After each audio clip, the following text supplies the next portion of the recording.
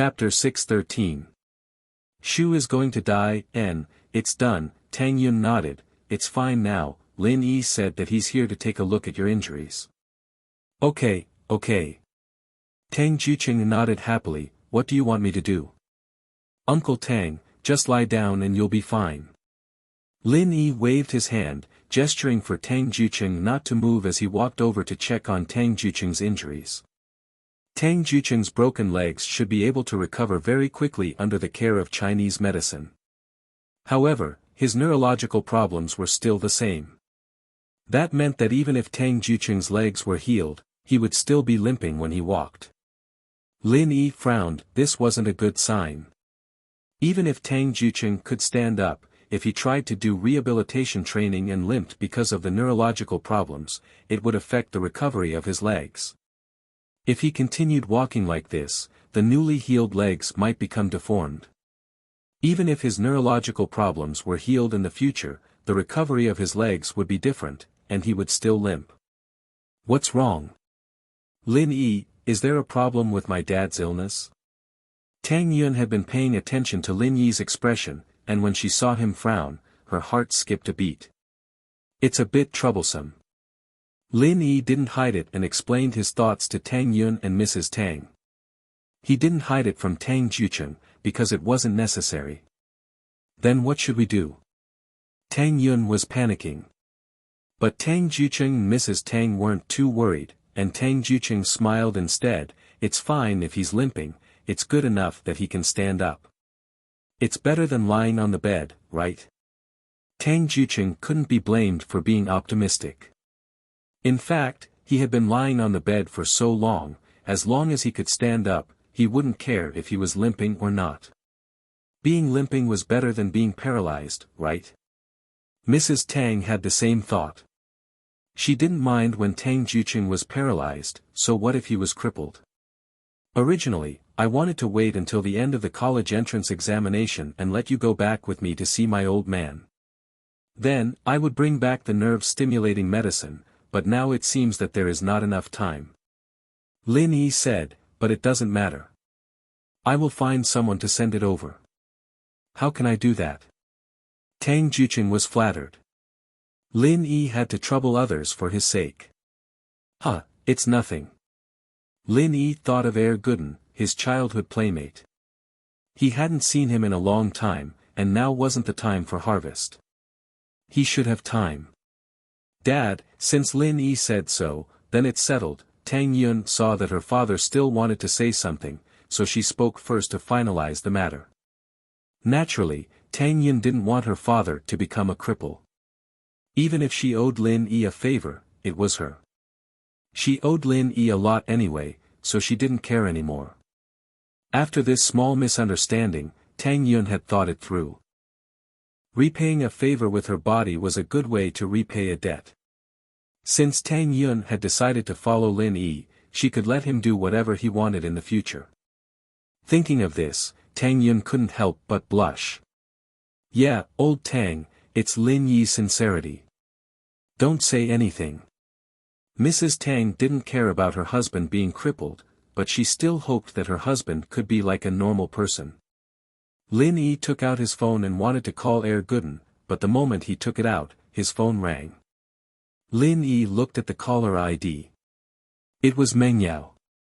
Yushu's stomach was round, and she couldn't get up from the sofa. At first, it was a little uncomfortable, but it was bearable. But after a while, it became more and more uncomfortable. Yao, my stomach is so uncomfortable. Why is it so big? Am I pregnant? I'm so disgusted. Yushu laid on the sofa and whimpered weakly. How can you get pregnant from eating? Don't say that. Meng Yao was watching TV when she heard Shu's whining. She turned off the TV and walked over. Yao, if you can get pregnant from drinking soda, why can't I get pregnant from eating? There's probably Shield Bro's saliva in it. Yushu said with a pale face. Alright, stop it. Meng Yao couldn't help but feel embarrassed when the past was brought up. Did you eat too much? Do you want to go to the washroom? I haven't even digested it yet, how am I supposed to go? It's so uncomfortable. Yushu felt that her stomach was full and disgusting. In short, it was a mess. Wait, I'll go get some digestive pills for you. Meng Yao was regretting her actions after seeing Yushu's discomfort.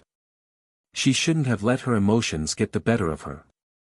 She didn't know if a person could die from eating too much, but since there was the phrase, die from eating too much, it was probably possible, right? Meng Yao panicked even more at the thought. She quickly went to get the pills. I'm not eating, I can't eat anymore. I'll explode if I eat anymore. Yushu couldn't eat anymore.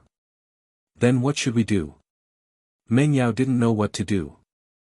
I'm going to die. I'm going to die again. I don't want to die. Yushu felt that she was really unlucky. She'd almost died 2 days ago, and now she was going to die again. Yao Yao, why'd you do this to me? I'm not trying to steal Shield Bro from you, I told you I'd be the second wife, you still want to get rid of me. Yushu felt really unlucky. She'd almost died 2 days ago, and now she was going to die again. Why would I do this to you? Meng Yao didn't know whether to laugh or cry at Yushu's words. I don't like Lin Yi at all, why would I steal from you? I didn't want him to bring food for Tang Yun, that's why I made you eat all of it. Right, Lin Yi, you. Hang in there, I'll call Lin Yi. Meng Yao heard Yushu's words and immediately thought of Lin Yi. How could she forget about him? He should have a way to save Shu, right?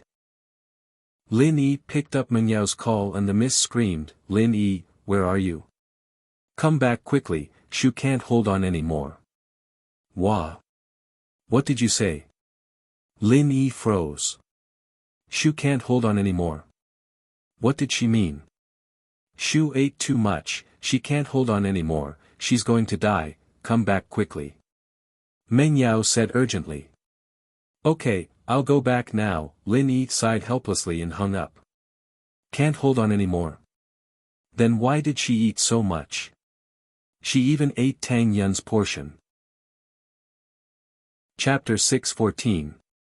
Yao Yao sis wants to assassinate me, yeah, Yushu ate too much, I heard that she's about to die from overeating, I'll go back and check. Lin Yi sweated as he talked about it. What was going on?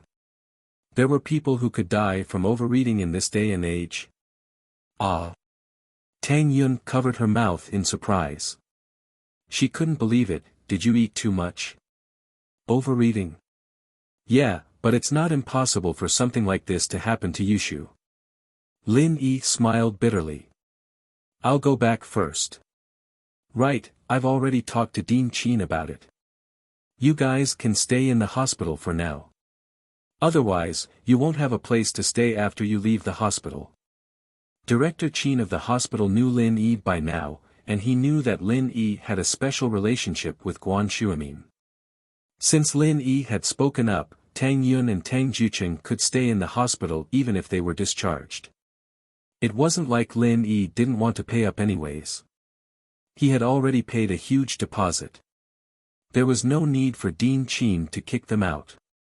Mrs. Tang was a little annoyed at the mention of this. She was discussing with Tang Jucheng whether or not they should buy a house first. The houses in Shanty Town had all collapsed and were uninhabitable. Fortunately, there was nothing valuable in them. The TV and refrigerator were bought when they got married. They were more than 10 years old and had long been worn out. It didn't matter if they were broken. As for furniture, there wasn't much. But since Lin Yi had arranged for them to stay in the hospital, they didn't have to rush to buy a house. At least they had to observe the market first. They couldn't just blindly buy a house. He didn't think it was possible for Yushu to be stuffed to death, but he still drove back to the villa as fast as he could. He saw Yushu lying on the sofa, moaning non-stop, with Meng Yao beside her, holding her hand and comforting her. Yao Yao sis, I really can't take it anymore. Why isn't Shield Bro here yet? Yushu cried. Soon. That damn Lin Yi, he's staying at Tang Yun's place and doesn't want to leave. I don't know what's so good about Tang Yun, she's so much worse than our Shu. Meng Yao complained. Cough, cough. Lin Yi broke out in a cold sweat and coughed twice. Although Tang Yun wasn't weaker than Yushu, the key was Yushu's identity. Would Lin Yi dare to touch her? She was eldest Miss best friend. How could there be such a comparison? Lin Yi thought to himself, if you give Yushu to me as my wife, I'll definitely bring her with me every day. Meng Yao heard Lin Yi's coughing, and turned back to see Lin Yi. You still know to come back. Look, Shu is about to die, go save her. Lin Yi looked at Yushu on the sofa, relieved to see that she wasn't dead yet. He frowned when he saw the bulging stomach, wondering if there was a perforation. Shield bro, you're finally back, sob sob. Yushu started crying, I feel so bad, Yao Yao sis wants to assassinate me, no one wants to assassinate you, are you hallucinating? Lin Yi turned to Meng Yao, confused. Why would Yushu say that she wanted to assassinate her? Could it be that Yushu ate some poisonous food and was hallucinating? Meng Yao blushed, hurry up and save her, don't ask so much. Okay. Lin Yi nodded, picked up Yushu, and flipped her over. Her head was facing the sofa, and he said to Meng Yao, help me open her mouth, don't close it. Oh, okay. Meng Yao didn't dare to delay and quickly opened Yushu's mouth. Ah. Yushu couldn't help but cry out in pain. She thought to herself, why are you and Shield bro trying to kill me? Are you trying to open my mouth and pull out my tongue? But she couldn't speak. What's your name? Meng Yao felt that Yushu's voice was similar to a certain voice, and she couldn't help but glare at her. Ah. Yushu couldn't speak with her mouth covered, and she couldn't make any sound other than "paw." Hold it, it'll be fine soon. Lin Yi took a chopstick from the kitchen and started poking at Yushu's throat. Ah. Yushu felt a wave of nausea, and she finally vomited after being poked by Lin Yi. She hadn't digested her lunch yet, and she vomited it all over the floor, but Meng Yao's hands were all over it. The miss wasn't disgusted at all, but looked at Yushu with concern instead. Shu, how do you feel? Yushu started vomiting, and it didn't stop. She threw up almost everything in her stomach. Woo, it's so uncomfortable, but it's much better now. Yushu said after she was done vomiting. That's good, I was scared to death. Meng Yao was scared as well. What if Yushu really died from overeating? It's not a big deal, I just had nothing better to do. Lin Yi shook his head, you can't eat that much, why did you still eat? Yao Yao made me eat. Yushu felt wronged, and she almost died, how could she not feel wronged? Why did you make her eat so much? Lin Yi was a little pissed. This wasn't a joke, and it was fortunate that she was fine. Meng Yao didn't expect Lin Yi to question her with a straight face, but Meng Yao was in the wrong, and she couldn't refute. Yao Yao didn't want you to bring food for Tang Yun, so she made me eat it all. Yushu said honestly. Lin Yi shook his head, speechless. It was pretty much what he expected, these two girls were too good at messing around. Shu, stop it. Meng Yao was a little embarrassed, you're very weak, go back to your room and rest. Oh. Yushu felt a little weak after hearing Meng Yao's words, I can't walk, Yao Yao. Meng Yao wanted to carry Yushu upstairs, but she couldn't carry her.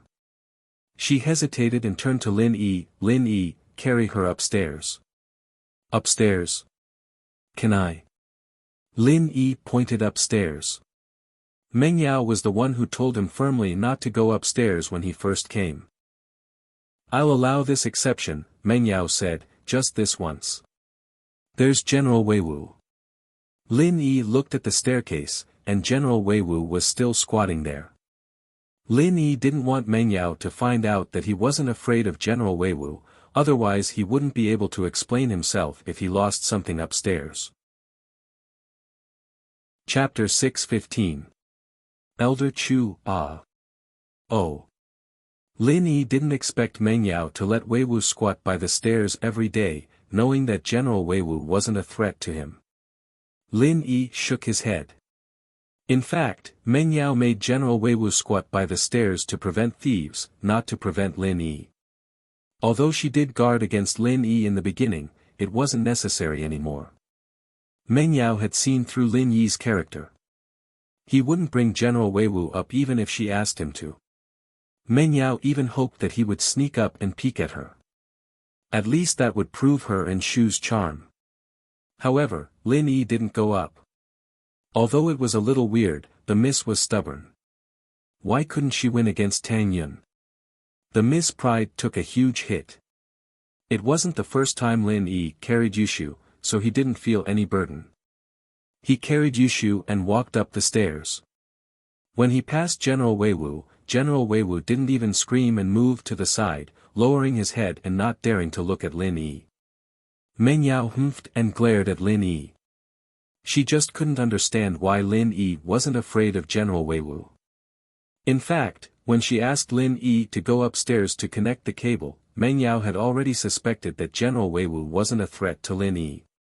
Otherwise, how could Lin Yi go up to the second floor? Until a few days ago, when Lin Yi brought General Weiwu to look for her, it made Meng Yao even more suspicious. Other than Faubert, General Weiwu couldn't even be ordered around by her daddy. How did Lin Yi get General Weiwu to go up the mountain? Because Faubert didn't come up, and only Lin Yi came to the cave alone. General Weiwu was obviously scared by Lin Yi, which was why it went to look for its master for protection. Meng Yao could see that. Lin Yi chuckled dryly, not replying as he quickly went up the stairs. Don't look around when you're on the second floor. Follow me. Meng Yao led the way and led Lin Yi to a room. She opened the door and let Lin Yi carry Yushu in. The pink bedroom was very cozy. There were many pretty flowers on the wall, and there were some plush toys on the bed. Lin Yi put Yushu on the bed, but Meng Yao kicked him out of the room before he even had time to admire her beauty.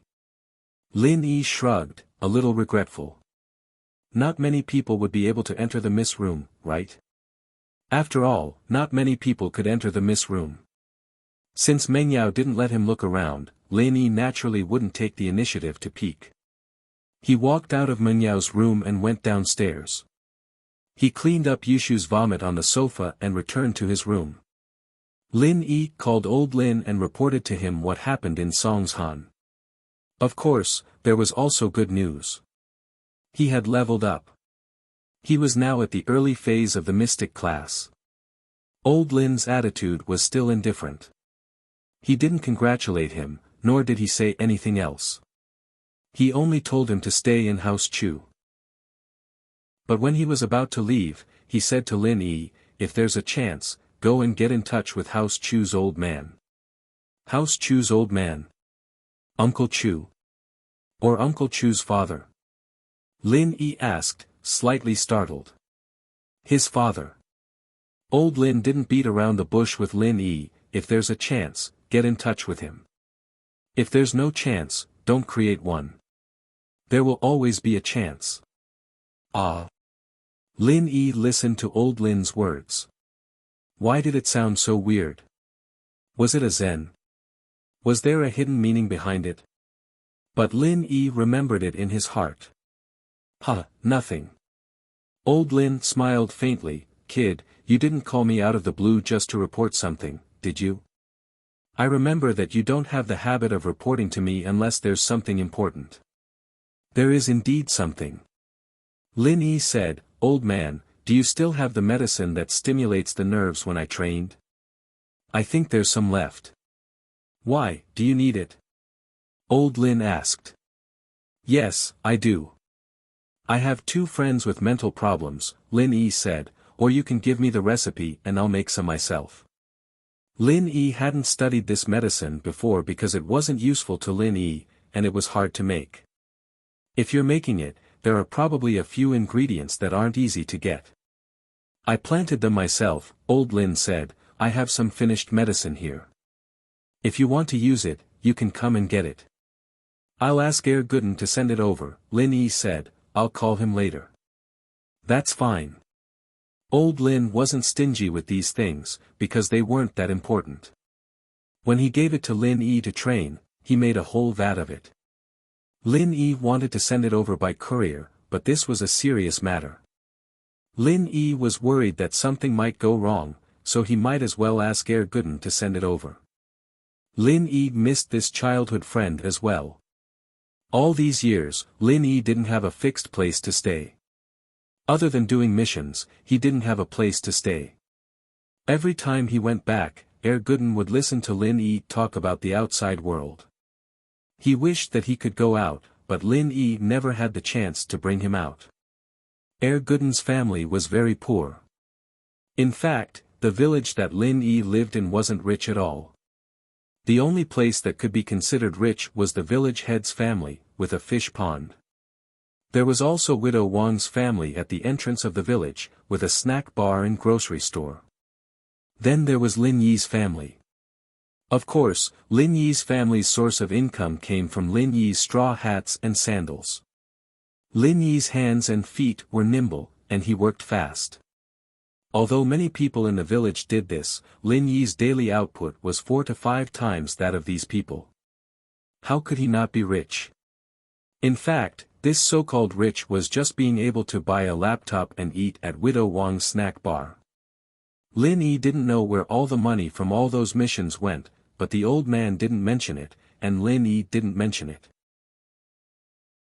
They weren't father and son, but they were closer than father and son, and Lin Yi didn't mind. Comparatively speaking, Gooden's family was very poor. They relied on farming for a living, and they didn't even have a phone. Gooden always wanted to leave the mountains and see the outside world, and Lin Yi promised him that he would bring him to see the world. Chapter 6:16. Childhood friends. Lin Yi called Widow Wang's house at the entrance of the village. Hello. Star West Village, who are you looking for? Widow Wang's village accent came through the phone. Aunt Wang, I'm old Lin's Lil Yi. Can you call Gooden for me? Lin Yi said. Ah. Old Lin's Lil Yi. Wait here, I'll go get him now. Widow Wang replied and put down the phone.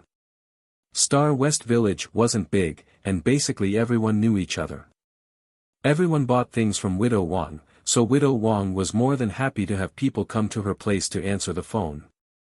Widow Wang's shop was right next to the village, and there was a loudspeaker inside.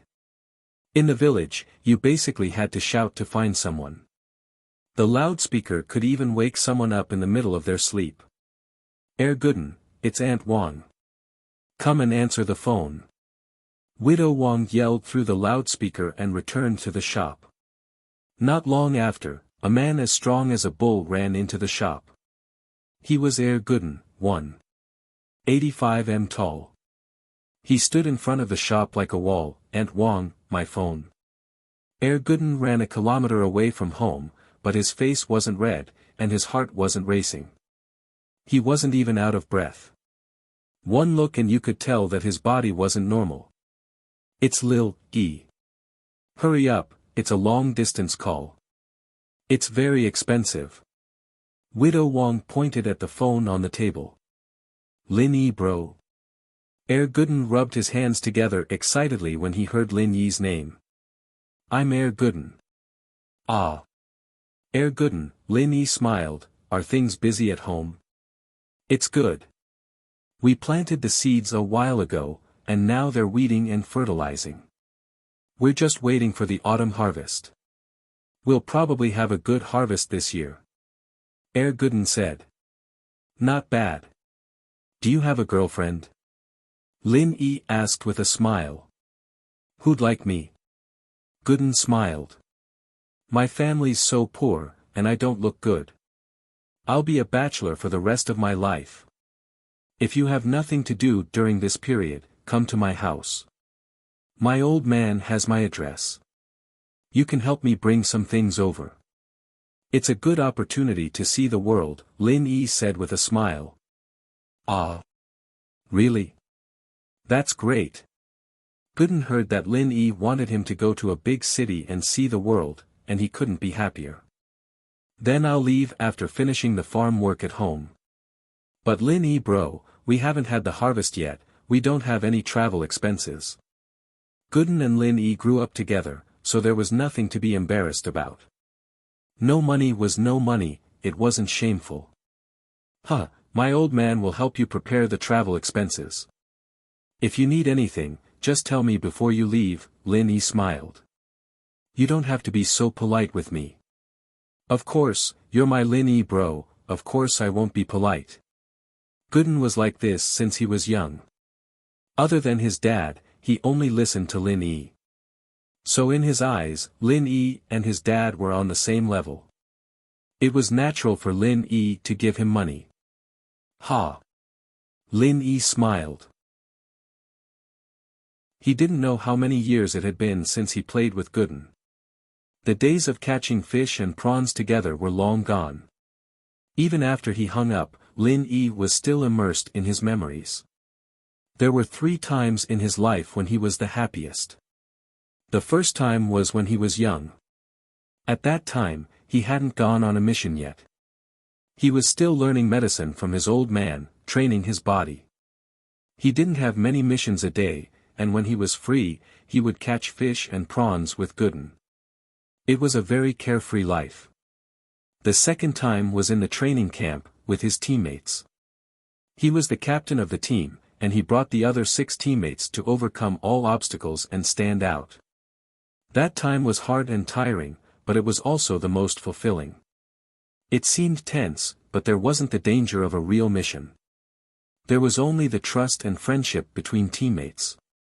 Second brother, third brother, fourth brother, fifth brother, sixth brother, and seventh brother, where are you now? Are you doing well? Are you busy with missions all over the world? Lin Yi shook his head. His teammates had gone their separate ways after leaving the training camp, and he hadn't seen each other since. The third time was when Lin Yi was in Songshan. Although he didn't know who his enemies were, and there were always some small troubles, these days of freedom made Lin Yi really happy. He hoped that it would never end. Of course, other than these 3 happy times, Lin Yi also had a lot of painful times. One of them wasn't painful, but at least it was painful and happy at the same time. It was also a rare time. It was also during that time that he met Yang Huijuan, Armadillo, and Ning. It was also because of Ning that this time was forcefully erased from Lin Yi's memory. It was also the reason why Lin Yi chose to run away when he first met Yang Huijuan. Until now, Lin Yi didn't know why he rejected Ning so decisively. Was it because of the huge power behind her, or was it because he couldn't give her a stable life? Lin Yi never thought that he would retire one day, and he didn't think that he would retire at such a young age. Lin Yi didn't know what his old man was thinking. He suddenly brought him to Songshan to do a special mission that would give him a lifetime's worth of food. This was a huge deal. Ling Shan flipped through the case files on her desk. The kidney trafficking organization seemed to have been a lot more restrained recently. Ever since the transit station was destroyed, they seemed to have become a lot more careful. However, they didn't stop their crimes because they moved their targets and locations to the outskirts of the city. In this week, there were already 2 cases of widowed farmers being murdered. It was the same method, but the locations were more unpredictable. One of the 2 victims was a villager from Yazi village in the east of the city, and the other was a villager from Shinbu village in the west. One in the east and one in the west, tens of kilometers away from each other. There was no pattern at all. Even if they sent out the police force to keep watch, it was impossible to cover the hundreds of villages around the city with police officers. Putting aside the fact that the police force was not enough, even if it was enough, they couldn't possibly stop the entire police station and keep watch over the kidney trafficking organization, right? Ling Shan felt like a coward. She'd cracked a couple of big cases since she'd been appointed, and she'd received praise and recognition from the leaders of the province, but she knew what was going on. She didn't have the face to say how she'd cracked the cases. Chapter 6:17 Ling Shan's pursuer. It wasn't that Ling Shan was a coward, it was just that she had arrived at the right time. Big cases kept popping up as soon as she took over. When Huijuan was the captain, there were a few criminal groups as well, but they were all gangsters, bag robbers, thieves, and the like. These cases were big, but they weren't as complicated as they were now.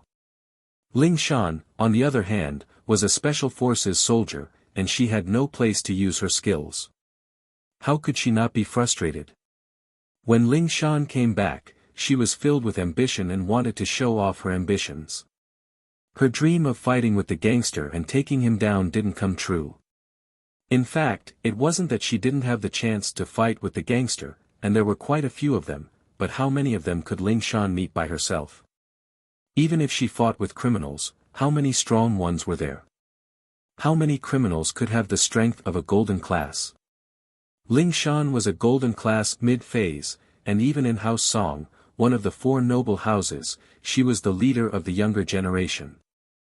If she wanted criminals to have golden class strength, she wouldn't need to be a criminal anymore. She could just be a bodyguard of some rich man and earn a lot. Why would she need to rob? What a headache. Why did these criminals keep coming in waves? Why did they have to do it in Songshan? Before the kidney trafficking organization appeared, Songshan did have an underground organ trade market, but because it was an underground trade, and it was done after both parties agreed on the price, no one reported it to the police. As long as these people didn't cross the line, Ling Shan wouldn't interfere. She couldn't do anything about it. But now, they were kidnapping people and selling their kidneys, she couldn't just ignore it. But these people seemed to have a very strict organization, and it wasn't easy to take them out at once. It was already very difficult to destroy just one layer. The main problem was that these people had doctors and operating tables in their hands, and they didn't need to go through the proper medical system or clinics. The kidneys weren't sold locally either, and according to Ling Shan's understanding, there hadn't been a single kidney transplant patient that was bought from this group. Of course, there were people who bought kidneys from the black market, but they also went through unscrupulous intermediaries. Then, they negotiated the price with the kidney seller in private, and the kidney transplant surgery was carried out in a regular hospital. The unscrupulous intermediaries only received an intermediary fee of 10 to 20,000 yuan. They had gotten rid of quite a few of these black intermediaries, but they were all small fries. They were of no help to the progress of the case. Ring dash. Ling Shan's phone rang. Ling Shan's ringtone wasn't like those young men and women's, it was the most common default ringtone. It also suited her profession and personality, being more mature. Hello, I'm Ling Shan from the criminal investigation team. Ling Shan answered the phone out of habit. It was an unknown number, and she didn't have a contact book. Ling Shan. A rough male voice sounded from the other side of the phone. I'm Qin Yutian. Oh. Qin Yutian. Ling Shan paused, frowning imperceptibly. What's wrong? Qin Yutian smiled bitterly after hearing the coldness in Ling Shan's voice. Ling Shan, I'm going back to Songshan tomorrow. I have a mission. Can we have a meal together? I'm busy with the case, I don't have time. Ling Shan rejected Yutian's suggestion. I see. Yutian sighed. Can we meet once? I really do have a case. Is there something important that you want to talk to me about? If not, I don't want to delay my work. Ling Shan said faintly. Can't we meet if there's nothing important? We're old friends, childhood sweethearts. You can't just not give me face, can you? Yutian said helplessly. Qin Yutian, please watch your words. It's true that we're old friends, but childhood sweethearts are out of the question. Ling Shan corrected him. Qin Yutian, I know what you're thinking. It's not that I'm not giving you a chance, it's your own fault. Who can you blame? Ling Shan, aren't you just making things difficult for me? You're one of the best in the younger generation of the noble houses, and you're already golden class mid-phase. I just broke through, when will I ever catch up to you? Yutian smiled bitterly. You know what I'm like. I've always wanted to be strong since I was young, and my man has to be stronger than me. Otherwise, do you think he'll have a good life? Ling Shan couldn't help but feel proud. Chen Yutian, I gave you a chance to challenge me, but you didn't take it. I even said that you can challenge me anytime before I have a boyfriend. If you're here to challenge me, I can meet you. If not, then I'm sorry, I'm not free. Ling Shan, as far as I know, other than House Yu, Wu Chen Tian from House Wu is also a golden class early phase. Are you saying that you won't marry if there's no one stronger than you? Yutian couldn't help but ask. How do you know that there aren't any masters other than the noble houses? Ling Shan asked back. She didn't know why, but Ling Shan suddenly thought of Lin Yi. She didn't know where that guy got his kung fu from, but why was he so strong? I don't seem to be his opponent. Moreover, I still have to humble myself and pretend to be Miss Brain Dead in front of him. He's really as abominable as he can be. But she was in his hands, unable to fight back. Was this still her personality? She was the Miss of House Song, and she was going to be taken advantage of by him. This was too humiliating. And so, Ling Shan decided not to think about him. She couldn't think about him, because thinking about him made her angry. Yutian was speechless. He didn't dare say that there weren't any masters outside of the noble houses, because he knew that there were masters outside of the noble houses. But since Ling Shan didn't want to see him, there was no point in saying anything. Asking Yutian to challenge Ling Shan now was the same as asking for a beating. He couldn't afford to lose that face. Chapter 618. Yushu's brother, right, I want to tell you a very unfortunate piece of news. I think I've reached the barrier to the late phase of the golden class, and I'm looking for a chance to break through. Ling Shan said faintly. If you want to chase me, then work hard. Of course, you can give up, because I don't have much feelings for you. Yutian almost threw the phone away when he heard Ling Shan's words. Late phase of the golden class. Was Ling Shan that strong? How did House Song have a genius like her? Yutian took in a breath of cold air. If Ling Shan could reach golden class late phase at such a young age, then House Song's position would definitely skyrocket, and Ling Shan's marriage would be even more important. Who knew what kind of marriage old Song would arrange for Ling Shan to get married then? Perhaps, if they knew that Ling Shan had broken through to the late phase of the golden class, then House Yu would come to see her. Alright, I'll work hard. Yutian was in despair this time. The gap wasn't small at all, and there was no point in being angry. I'm busy, bye. Ling Shan didn't say much and hung up.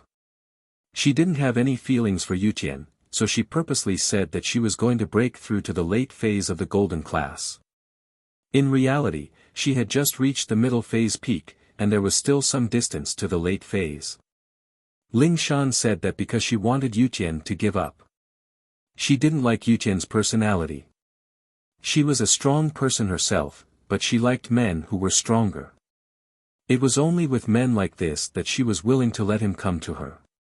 Otherwise, she wouldn't feel comfortable. After failing to get a date with Ling Shan, Yutian thought about his old playmates, Jiang Wen and Su Taizao. The fourth young master didn't come to Songshan often, so he didn't get to see them often. Jiang Wen and Taizao had called earlier, wanting to hold a banquet to welcome him, but Yutian didn't agree right away. He asked Ling Shan if she was free first. The four young masters of Songshan were nothing more than a joke to Yutian now. They were just a bunch of kids, relying on their family's power to think they were invincible. There was nothing to be proud of. Since he'd chosen the other path, the distance between him and Jiang Wen, Taizao, and the others would only grow bigger and bigger. Although they used to be playmates, they had become estranged from each other. There was no longer the feeling of drinking and fooling around together. The Yutian now was much more mature than before, and this was also because of Ling Shan's rejection that he had no choice but to walk this path. Thinking about it back then was indeed very difficult, but now that he had walked over, he realized that his choice was correct. Only by doing what he was doing could he be considered a man of indomitable spirit. Although the 4 young masters of Mount Songshan had been awe-inspiring, what use was that? Those empty reputations didn't belong to him. Even if they did, they would be cursed. It seemed like the gap between him and Ling Shan was getting bigger and bigger. Yu Tian smiled bitterly. He understood that with Ling Shan's personality, normal men wouldn't be able to tame her. They weren't her match in terms of martial arts. Even if she forced herself to be with him due to her family's pressure, Yu Tian believed that he wouldn't be able to suppress Ling Shan in the future. Just like Ling Shan said, he wouldn't even be able to do it. His phone rang, and Yu Tian looked at it. It was Jiang Wen. He'd already rejected the invitation yesterday, but Jiang Wen was still so persistent. Of course, Yu Tian knew exactly what Jiang Wen was thinking. He was inviting him to a banquet, and he had to bring his sister Yushu. If his sister went, Meng Yao would naturally go as well. As Meng Yao's pursuer, Jiang Wen would naturally use this opportunity to get close to Meng Yao. He was just a stepping stone. Yu Tian knew very well that his life was getting further and further away from Jiang Wen. They weren't on the same path at all, and their relationship wasn't that good at all. Hello, second brother. Yu Tian picked up the phone, but he still called Jiang Wen second brother. He was the second of the 4 young masters of Mount Songshan.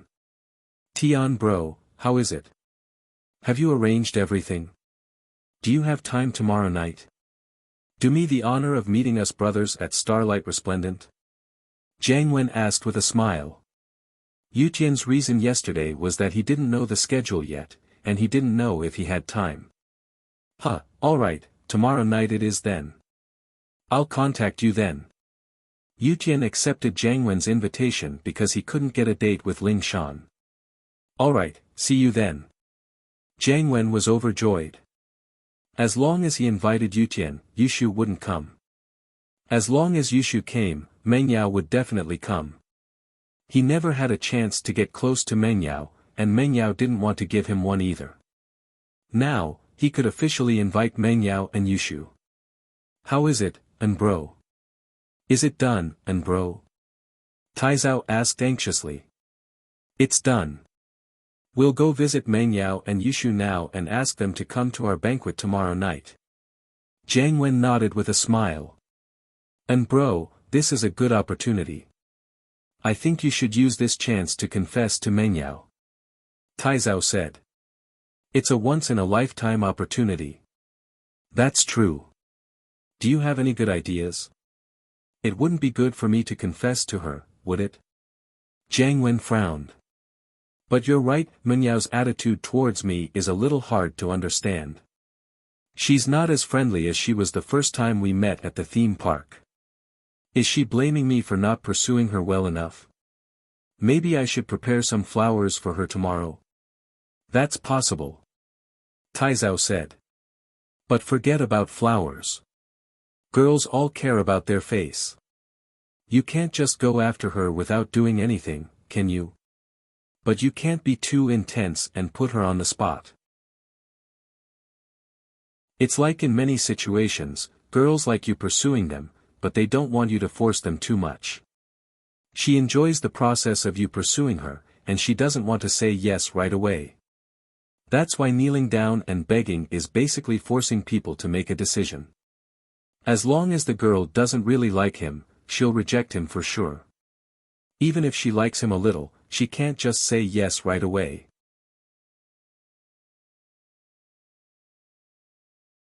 Chapter 6:19.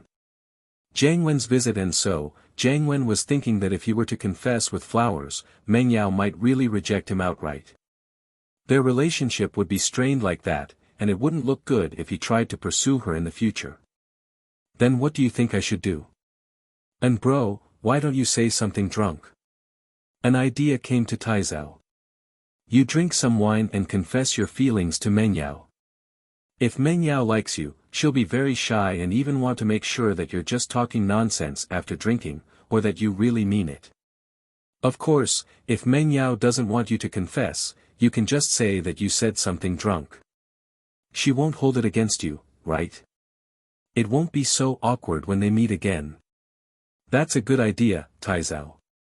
But you need to help me out tomorrow. Jiang Wen nodded. Shall we go to Meng Yao's house now? Yes, and bro, don't worry. I'll create a suitable opportunity for you tomorrow. Just confess your feelings then. Taizao patted his chest as he promised. Lin Yi wasn't expecting Jiang Wen and Taizao to come at this time. Lin Yi frowned as he looked at the two. And bro, what brings you here at this time? Shu's not feeling well, she's resting upstairs. Lin Yi didn't know if Jiang Wen was here for Meng Yao or for him, so he decided to ask. We're here for Shu. Since she's sick, then we have to pay her a visit. Jiang Wen smiled. Taizao, go buy some fruits. Okay, and bro. Taizao picked up the car keys and left, leaving Jiang Wen standing in front of the villa. Wait a minute, I'll go ask Yao Yao and Shu. Lin Yi was just pretending to be polite to Jiang Wen, since he wanted to use him to deal with Pinliang. He didn't care too much about him and just left him at the door. Meng Yao was already in the living room when Lin Yi got back to the villa, evidently having heard the doorbell as well. Lin Yi, who's here? Is it Faubert? No, it's Jiang Wen and Taizao. I don't know what they're up to. Lin Yi pointed at the door behind him. Brother Jiang Wen. Why is he here again? Meng Yao's tone was courteous, but it was clear that she didn't want Jiang Wen to be a guest at her house. How would I know? But they said they were looking for Shu. Lin Yi shrugged. Yao Yao, let them in. My brother will be back tomorrow. They're probably here because of this, right? Yushu came downstairs as well. She was behind Meng Yao, standing by the stairs. I thought it was Faubert bringing food, I'm so hungry. I want to eat to my heart's content. Hungry? You're hungry again. You want to eat to your heart's content again? Lin Yi was speechless, she just threw up, and now she was hungry again. Eat to her heart's content again. He didn't know what this Yushu was made of. Did she forget the pain after the wound healed? Yeah, my stomach's so empty, I'm growling. Yushu rubbed her stomach as she complained. I puked out too much earlier, it'd be better if I didn't puke out so much. Why don't you eat what you threw up? Meng Yao glared at Yushu, finding the topic disgusting. Oh, that's enough for the two of us. Yushu nodded. Meng Yao was about to throw up. She was quite hungry, but now she had no appetite at all. Lin Yi went to open the door, and Jiang Wen walked in with a smile on his face. He wasn't overly enthusiastic when he saw Meng Yao, only nodding to her. Yao Yao, I heard that Shu's sick. I'm not sick, Yao Yao just set me up. Yushu was interrupted by Meng Yao. She just has a stomach flu, it's nothing, she'll be fine after throwing up. Meng Yao wouldn't let Yushu talk nonsense. Oh, I see. Jiang Wen could tell from Meng Yao's tone that she didn't want to talk about it anymore. Shu, Tian bro will be back tomorrow, Tai Zao and I will hold a feast to welcome him. You should come too, your brother hasn't seen you for a long time, right? Okay. Yushu agreed without thinking too much. After all, she hadn't seen her brother for a long time, there was no reason not to go. Meng Yao was a little annoyed. Why did Yushu agree just like that? If she went, how could she not go? Didn't Jiang Wen invite Chen Yutian or him? Only Jiang Wen himself would know the answer. Yao Yao, you're coming too. Jiang Wen smiled. Lin Yi, are you free tomorrow? Meng Yao didn't answer Jiang Wen's question. She turned to Lin Yi and said, you come with us. Okay, Lin Yi replied faintly. Jiang Wen wasn't too happy about Lin Yi going with him, but Meng Yao being able to go was already good enough. He couldn't afford to cause more trouble. If he didn't let Lin Yi go, Meng Yao would be pissed off and refuse to go. That wouldn't be fun. He smiled. Huh, Yao, I was going to invite Lin Yi bro even if you didn't ask. We're good friends. Is there anything else? Meng Yao looked at Jiang Wen. Jiang Wen knew that Meng Yao was asking him to leave, but he didn't want to. He still wanted to stay a little longer. Let's wait for Taizao. He went to buy fruits, and shoes sick. As her brother, we can't come empty-handed, can we? Oh, tell him to buy some more then, I'm starving. Yushu ordered after hearing that Taizao was going out to buy food. Okay, I'll call him now. Jiang Wen's eyes brightened. He finally had a reason to stay a little longer. Afraid that Meng Yao would interfere, Jiang Wen quickly took out his phone and dialed Taizao's number. Taizao, Shu's hungry. Go buy some fruits and some dinner too. Go to a few more places and buy a few more dishes, don't go too little. Jiang Wen's hint was very clear. As long as Taizao wasn't an idiot, he'd know what he meant. He wanted Taizao to stay a little longer and not come back immediately.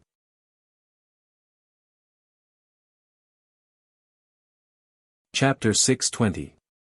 Chapter 620, Chu Pengzhan's phone, no rush, no rush.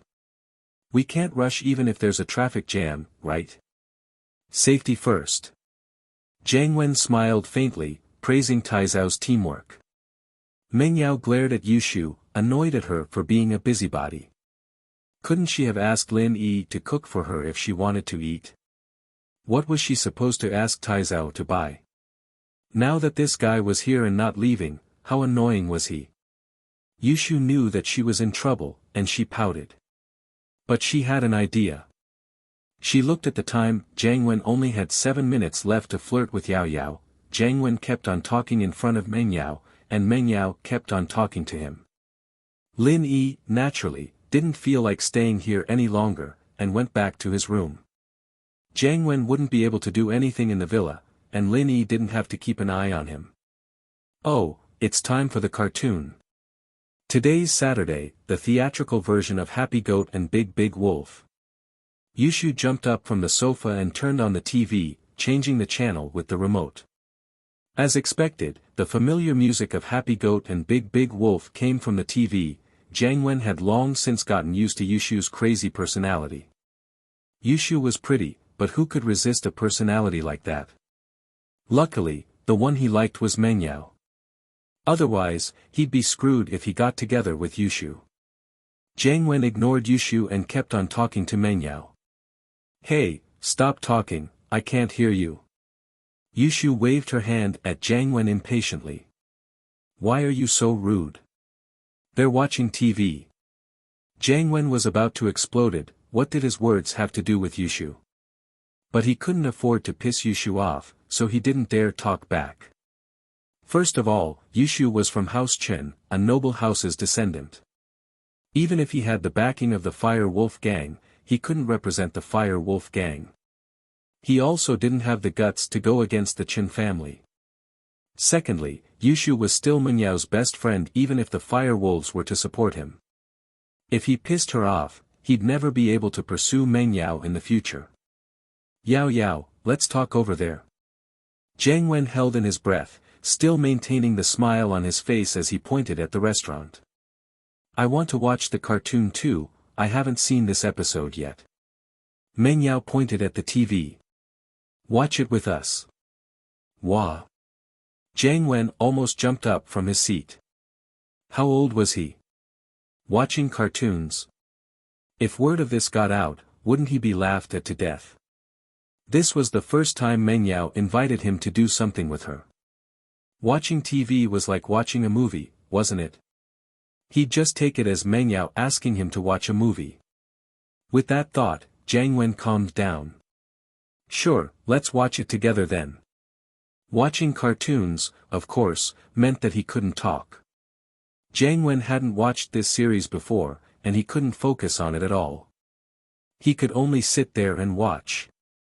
He felt that time was getting too long. Why wasn't this Taizao back yet? He'd be able to get out of this situation if he came back. What a blunder. If he knew that Yushu wanted to watch cartoons, he wouldn't have stayed here. He might as well just leave. Jiang Wen couldn't take it anymore and went outside to call Taizao. Where are you? Why aren't you back yet? Buying food for a year. Ah. And bro, didn't you tell me to go back later? Taizao had parked his car by the roadside, leisurely smoking as he enjoyed the night view. Jiang Wen's shout startled him. All right, hurry up and come back. Hurry up. Jiang Wen said, a little troubled. See, Yao Yao. I'm good, aren't I? Yushu said proudly. Huh, at least you're smart. Otherwise, I'd be annoyed to death by him. Meng Yao felt that her best friend wasn't stupid at all. In fact, she was very smart. It was just that her way of expressing herself was a little different.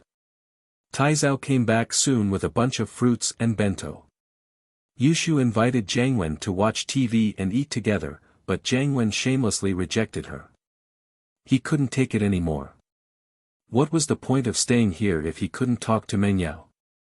Go get Lin Yi and tell him to eat with us. Meng Yao opened the bento Taizao bought and placed it on the coffee table after Jiang Wen and Taizao left. Taizao had bought a total of 5 bento boxes, all of them quite high quality. It shouldn't be cheap, and he and Jiang Wen were included as well. Of course, they wouldn't be able to eat it. Oh. Yushu was salivating as she looked at the bento on the coffee table. She didn't even want to stand up. She wanted to eat it right away. Meng Yao saw that Yushu wasn't reacting, and sighed helplessly. She got up and called Lin Yi, knocking on Lin Yi's door twice. Lin Yi, come eat. Meng Yao didn't know why she had to call Lin Yi. Perhaps it was because he cooked for her and Shu every day, and she couldn't just call him when she was eating. That would be too ungrateful. They're gone. Lin Yi was lying on the bed, texting Tang Yin, telling her that he'd contacted Air Gooden and that the medicine would be here soon. He told her not to worry about Jiqing's injuries. Let's go. Taizao bought some bento. Do you want some? Meng Yao pointed at the bento on the coffee table. Yeah, we don't have to prepare dinner tonight anyway. Lin Yi walked out with Meng Yao. Faubert usually wouldn't bring food over on Saturdays, so Lin Yi had to think of ways to solve the problem. When Lin Yi sat on the sofa, Yushu was almost done with the bento box. She didn't look like she was going to stop. Don't eat too much, or you'll die from overeating. Lin Yi reminded. No more. Meng Yao was worried that Yushu would get into trouble again. She put away the 2 bento boxes, afraid that Yushu would eat them too. Oh, okay. Yushu felt wronged, but she didn't dare disobey. She didn't want to overeat again. After dinner, Lin Yi cleaned up the bento boxes and put the remaining 2 in the fridge. He'd heat them up for breakfast tomorrow. After he was done, he got a call from Pengzhan. Uncle Chu. Lin Yi picked up. What's up? Yeah, 2 things. Pengzhan said. Yao Yao isn't with you, is she? Is it convenient to talk?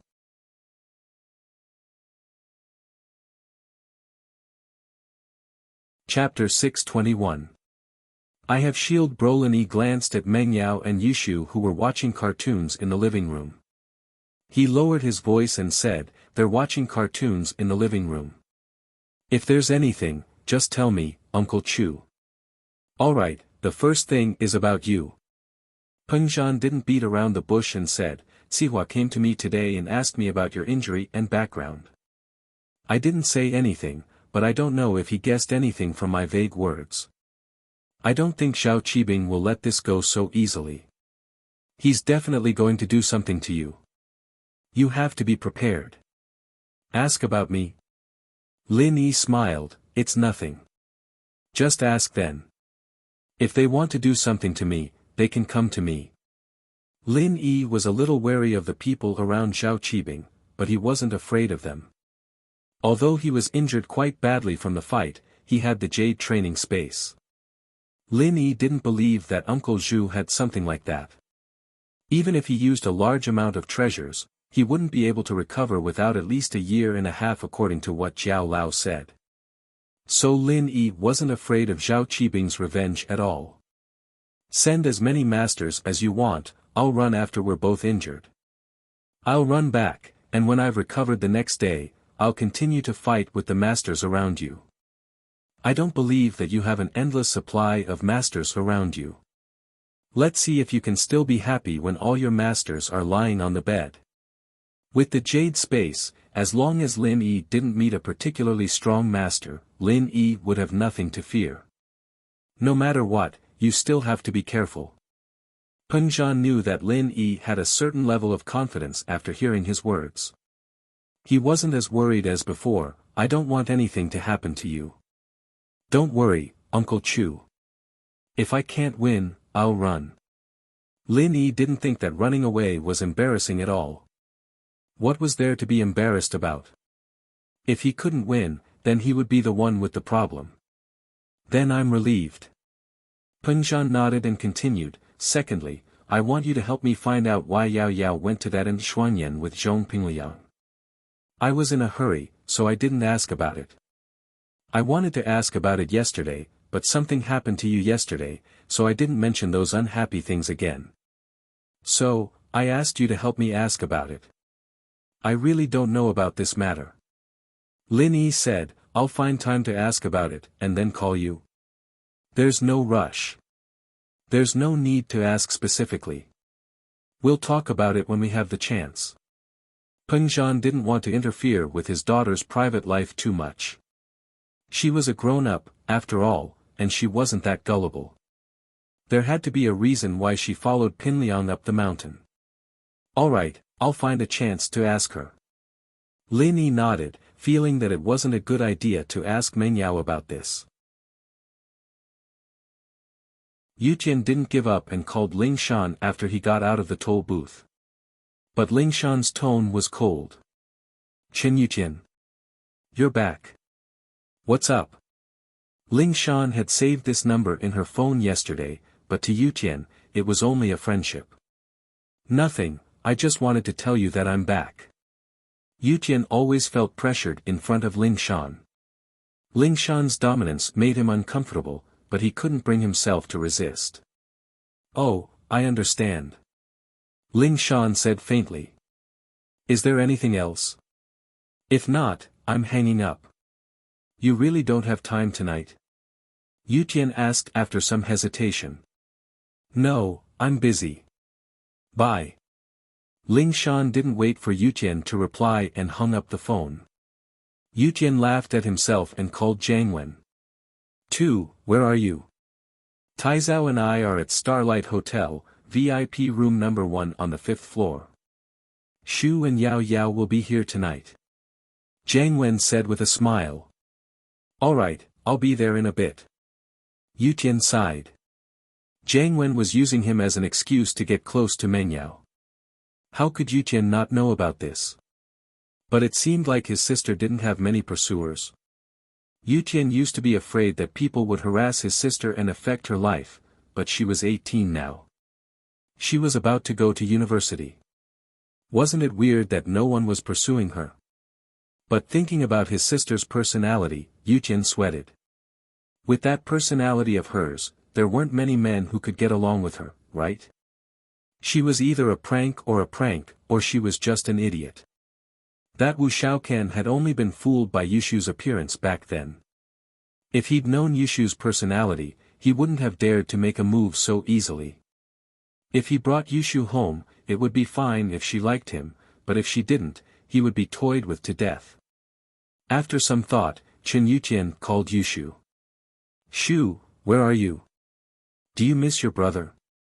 Yuqian sighed. He went to the border for more than a year and never returned to Songshan. He didn't know how his sister was doing. When he was in Songshan, he was his sister's guardian angel. He didn't know if Yushu would rely on him like before. Oh, Yao Yao and I are about to leave. Yushu received a call from her brother. I missed you before, but not anymore. I have shield bro, I don't need to miss you anymore. Shield bro. Yutian froze. Who's shield bro? Oh, Yao Yao's follower and bodyguard. Yushu hated her brother for going to the special training for a woman. He even went to the border to train. She was still holding a grudge against Yutian's attitude. She wouldn't let go of this opportunity to piss him off. What was so good about that fox Lingshan? She made her brother fall head over heels for her, and she still didn't dump him. Yushu felt embarrassed. Look at how powerful shield bro was. He had Lingshan in his palm. She wouldn't dare to go west if he told her to go east. So in comparison, shield bro was still stronger. Ah! Chen Yutian gritted his teeth in anger. Where did this random follower come from and steal his limelight? His sister had always looked up to him, and whenever she was in trouble, she would think of him first. How did it become shield bro?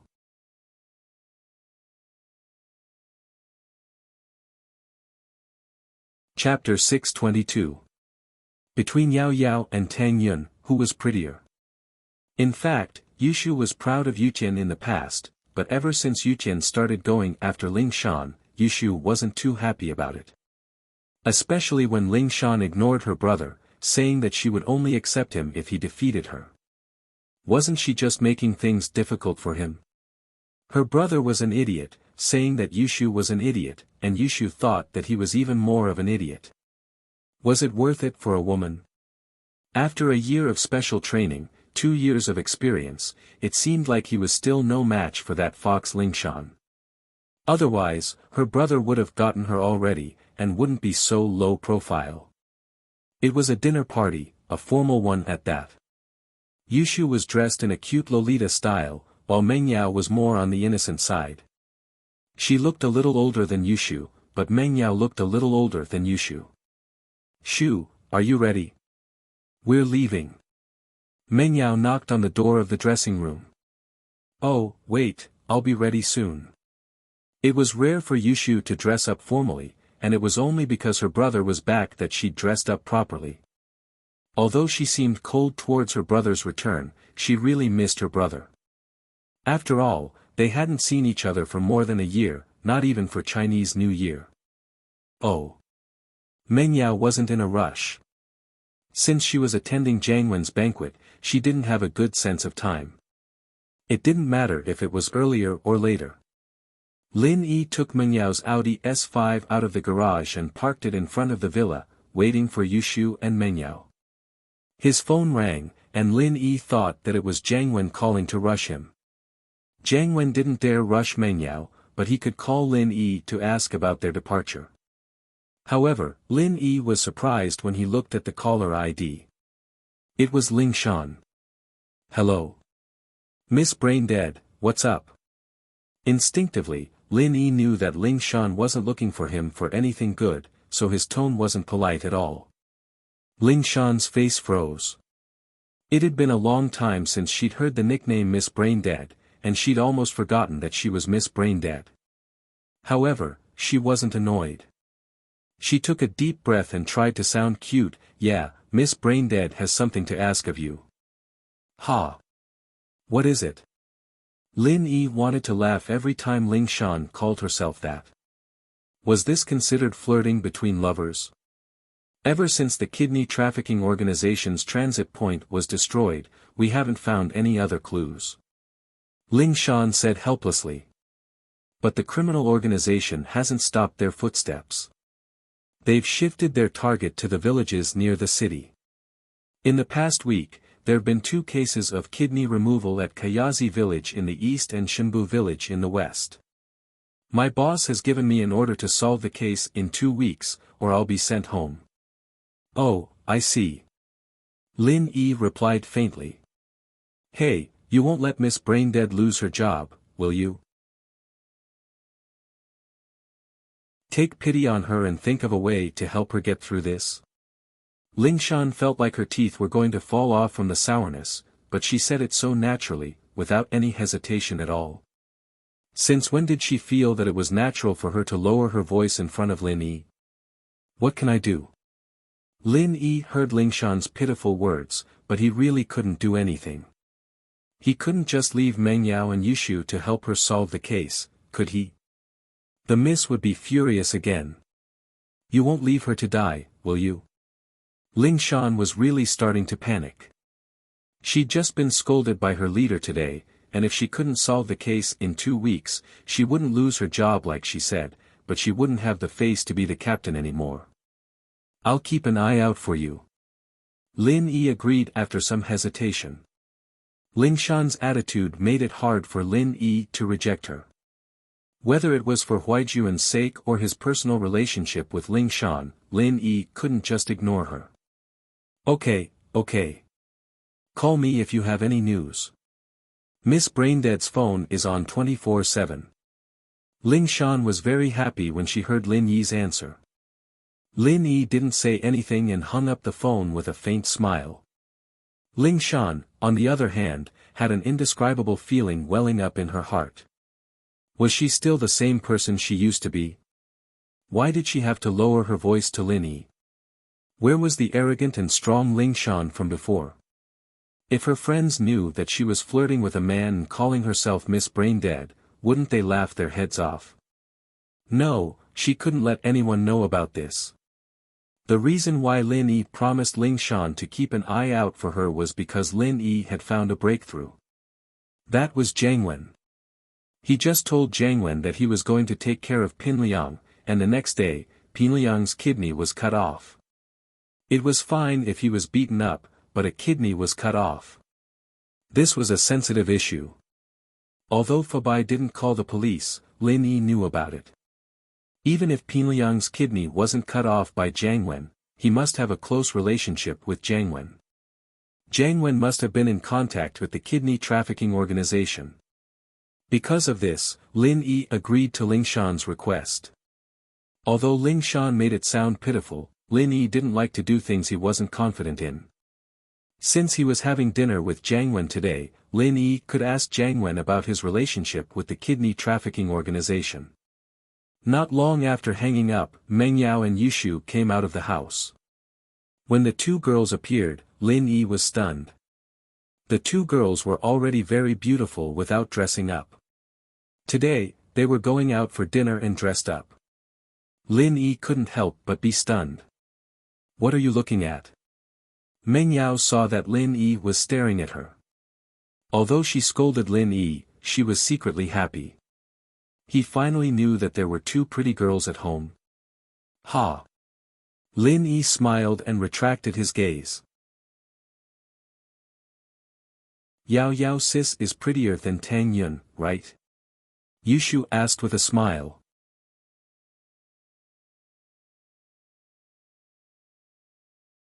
Chapter 623.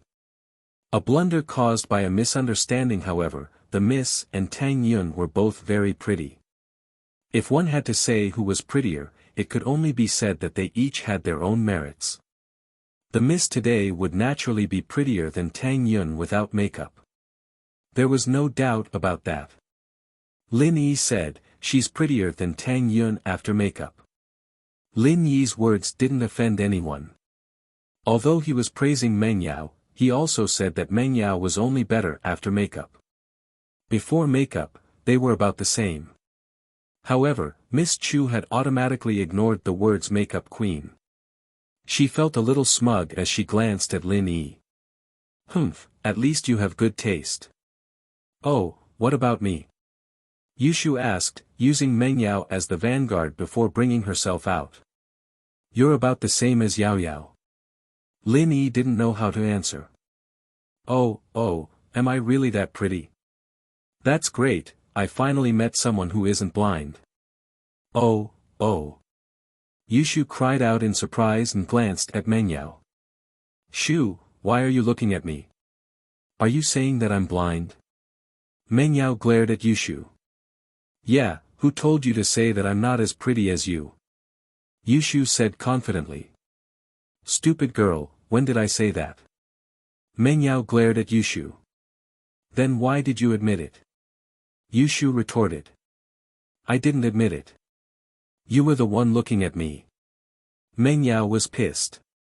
Yushu had tricked her. Then why are you feeling guilty? Yushu asked. I'm not feeling guilty, although I did say that my body is more balanced than yours. Meng Yao said angrily. Oh, people with small chests always say that they're balanced. Yushu wasn't happy. You stupid girl, I'll tear your mouth off. Meng Yao went to pull Yushu's face. Shield bro, Yao Yao sis is trying to kill me again. Yushu screamed. Alright, I'm driving. Lin Yi didn't know who to help, so he changed the topic. Right, Yao Yao, why did you go to Mount Xuanyan with Pinliang? Lin Yi remembered the mission Pengzhan had given him on the phone before, and he decided to take this opportunity to ask about it. That big liar Pinliang lied to me on purpose. Meng Yao felt hurt when she thought about it.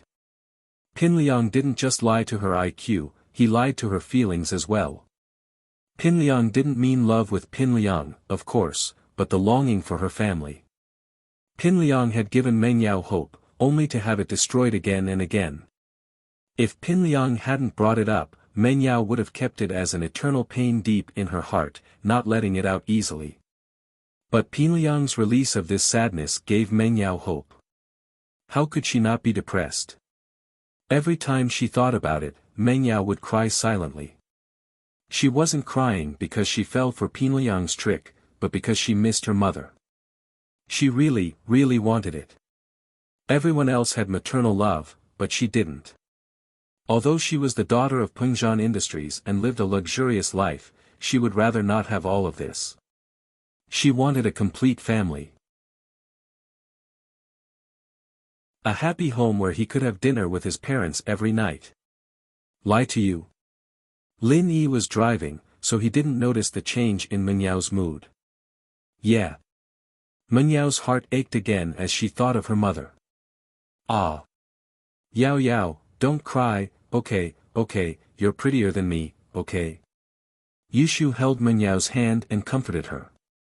Yushu would argue with Meng Yao about meaningless things sometimes, but she still missed Meng Yao a lot. Her attitude changed immediately when she saw Meng Yao sad. Cry.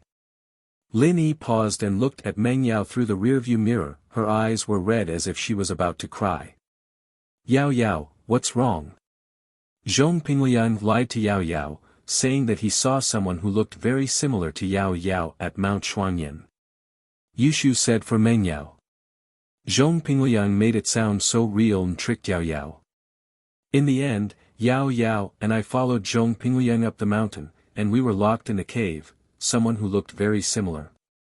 Lin Yi was even more shocked. The miss wasn't that retarded, was she? It was just someone who looked similar, and she was tricked by Pinliang to see what was going on. Yeah, Yao Yao thought that the person Zhong Pingliang saw was her mother. Yushu nodded and explained. Yushu, on the other hand, was no longer as playful as before. Her mother? Lin Yi couldn't understand.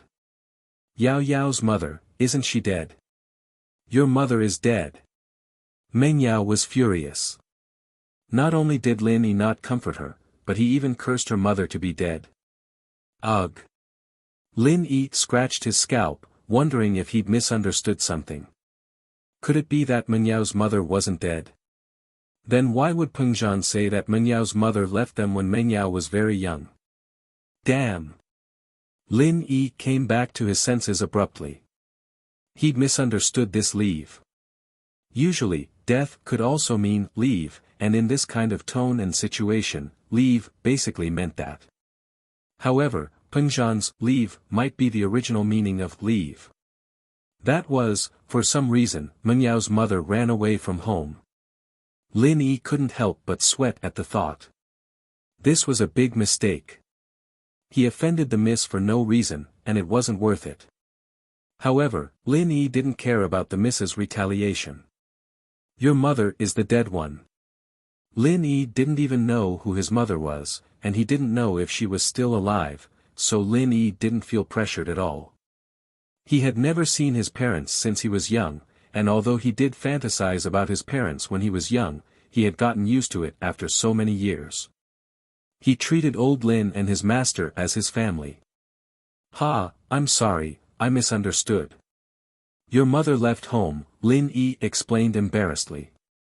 "What kind of attitude is that? You're still laughing. Is it funny? Are you mocking me because I'm pitiful?" Meng Yao heard that Lin Yi was laughing, and she got even angrier. This was the weakness that was sealed deep in her heart, and Lin Yi's attitude enraged her.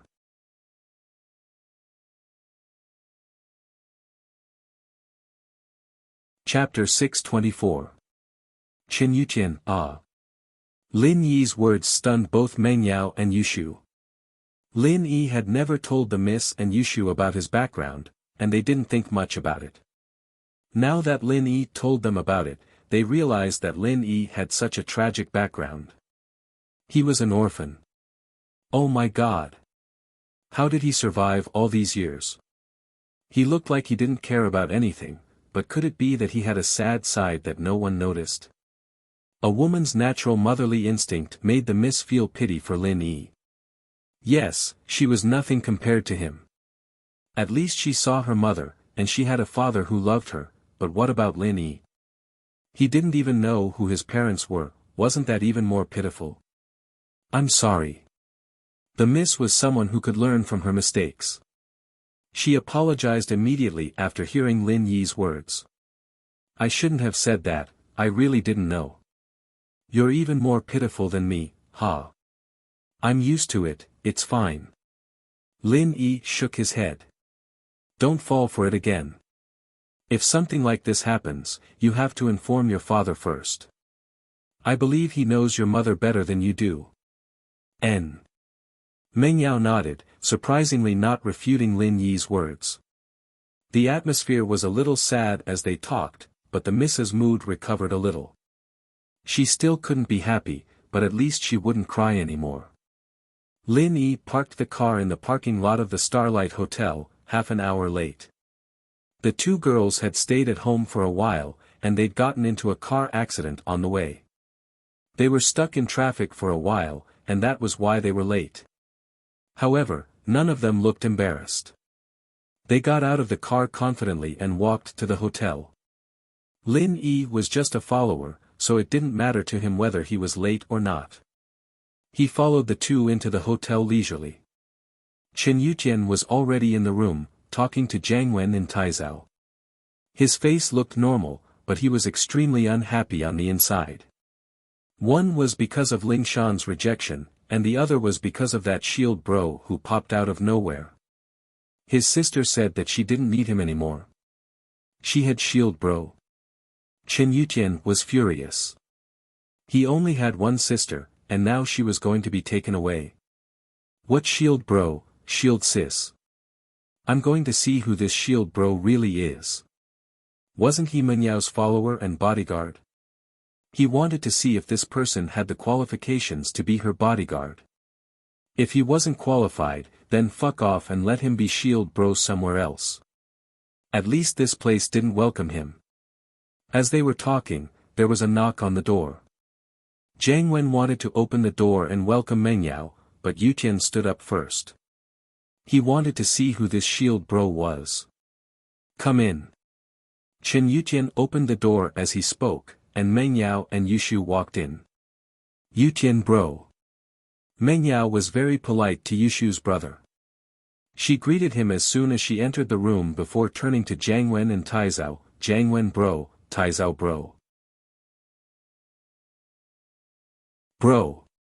Yushu followed Meng Yao into the room, but Yuqian's face darkened. "Where's that shield bro? Is he coming with us?" Yuqian wasn't an impulsive person, but he had no choice but to stand up. His sister was taken away, how could he not be worried? Yushu made it very clear that she had shield bro now, and she didn't need him as her brother anymore. How could Yuqian not be troubled? Not angry. "Oh, you're looking for shield bro. Yushu didn't seem to notice the tense expression on Yuqian's face. He's in the back. Yuqian nodded and walked to the door. When Lin Yi came in, he reached out his hand. You're that shield bro, right? Let me introduce myself, I'm Yushu's brother, Yuqian. Chen Yuqian wanted to embarrass this shield bro. He was already at the early phase of the golden class, and normal people weren't his match.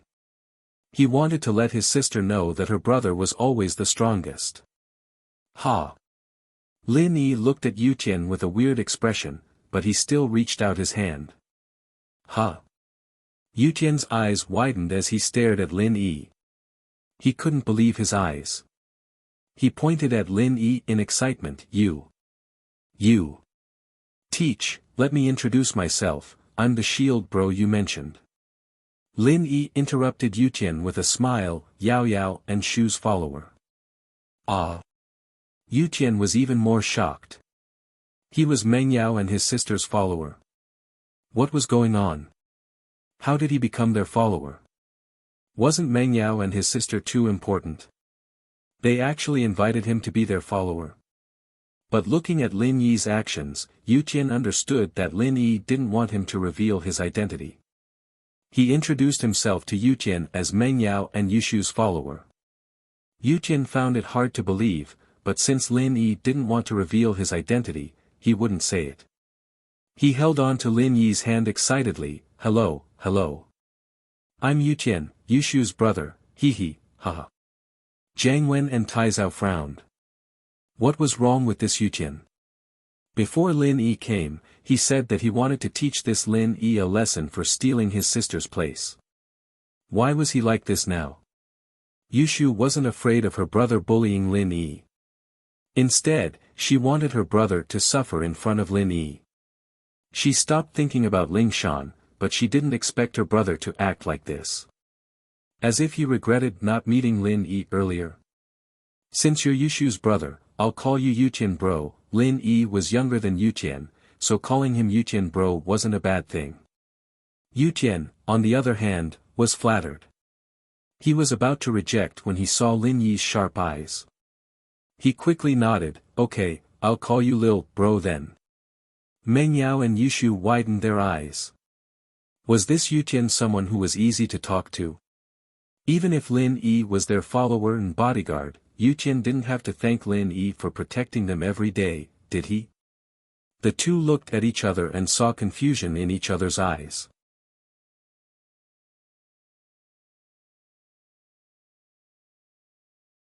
Chapter 625. Drowning his sorrows in wine. Even if he was defeated by Ling Shan today, and he was pissed off by Shield Bro, and he was surprised when he saw Lin Yi, Yuqian felt that he couldn't stay calm. It seemed like his years of training weren't enough. On the other hand, Lin Yi was still expressionless, as if he didn't know him. Yuqian couldn't help but sigh. The gap between them was something he would never be able to catch up to. Yushu was also curious about her brother's attitude towards Lin Yi. Why didn't he seem to be hostile towards Lin Yi? Was it because Shield Bro was too weak that her brother couldn't bring himself to be hostile towards him, or was it because he was too strong that her brother didn't dare to be hostile towards him? After they sat down, Jiang Wen told the waiters to start serving the dishes and ordered quite a lot of red wine. Since the food was prepared beforehand, it didn't take much time for Meng Yao and the others to arrive and serve the food on the table. Yuqian bro, I didn't think that you're a major now. We've all grown up. As the host today, Jiang Wen naturally raised his glass first. In the blink of an eye, we're about to start our own families. I miss those carefree days. People have to grow up eventually. Yuqian raised his glass as well, but he felt bitter in his heart. If it wasn't for Ling Shan, he wouldn't have walked the path of righteousness, right? Would he still be as spoiled as before? Yuqian could never forget Ling Shan's look of disdain. That hatred toward spoiled young masters came from the bottom of her heart. This was also the reason why Yuqian pulled himself together. However, Yuqian still couldn't surpass Ling Shan. No matter how hard he tried, he started too late. He wasn't as good as Ling Shan, and naturally, He couldn't catch up no matter how hard he tried. What surprised Lin Yi was that Meng Yao raised her glass as well and drank it all in one gulp. The miss didn't like Jiang Wen at all, right? Why would she drink all the red wine in the glass under his suggestion? Lin Yi glanced at Meng Yao in surprise, only to see that her expression was very lonely. Lin Yi was slightly stunned, but he immediately understood that the eldest miss was still thinking about her mother and had not recovered from her emotional state. At this moment, she was just drowning her sorrows in alcohol. Lin Yi had gotten over his parents' issues a long time ago, but Meng Yao wasn't the same way. She had seen her mother when she was young, and Lin Yi had never seen his parents before. It was a completely different feeling, and so Meng Yao missed them and felt melancholy. She had always hidden these emotions in her heart, but Pin Liang had pulled them out, and she had no way to vent them. It was an oppressive feeling, and if she couldn't release it, she'd be in a bad mood. Drinking to drown her sorrows wasn't a bad idea. In fact, that was exactly what Meng Yao was thinking.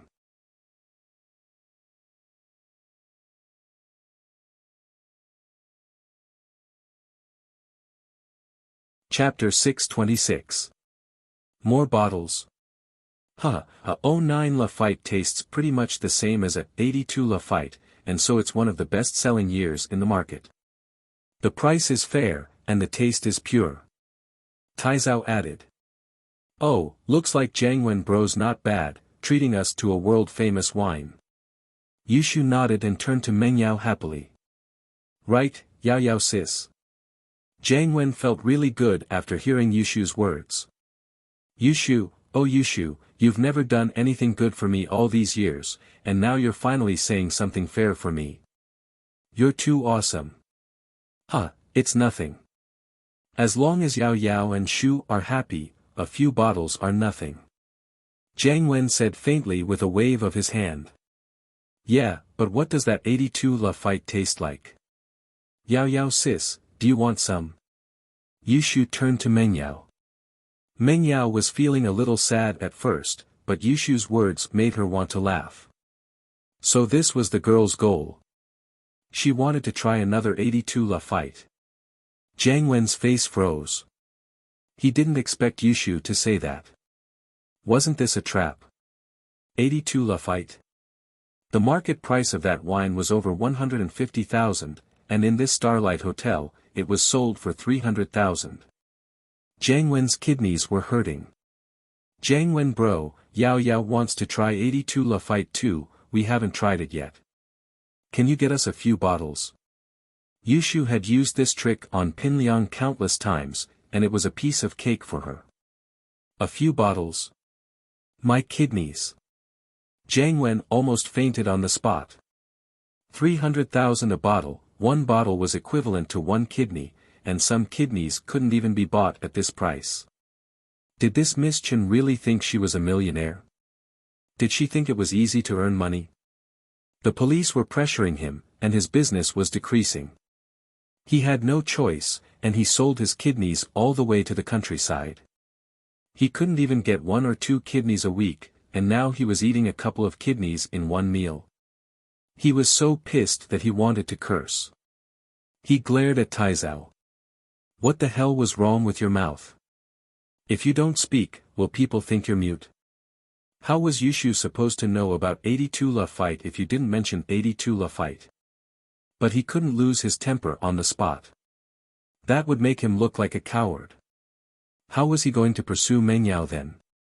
Especially since Yushu said that Meng Yao wanted to drink as well. How could he say no? Waiter, 2 bottles of 1982 Lafite. Jiang Wen endured the pain in his heart and ordered 2 bottles.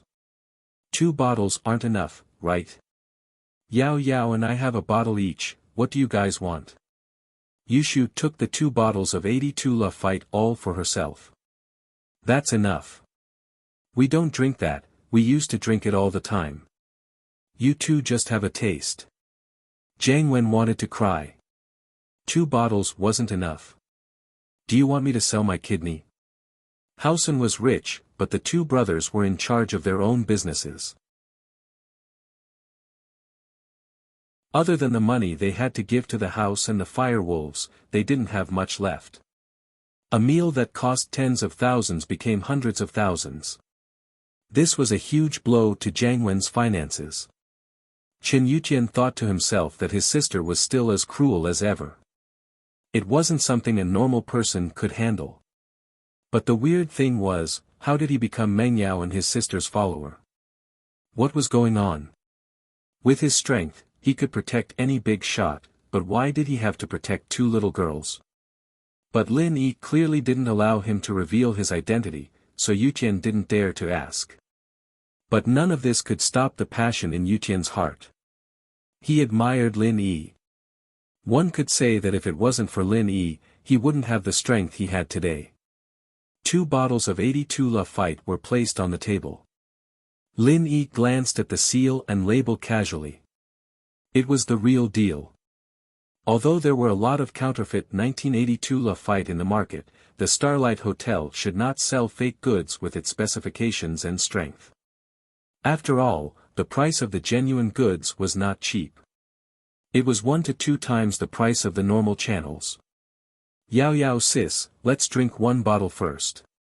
Can we bring the other one back? Yushu felt that it was better to bring it home than to drink here. Shield Bro could cook some dishes and the 3 of them could have a candlelight dinner together. How romantic would that be? Up to you. Whatever Meng Yao drank was the same.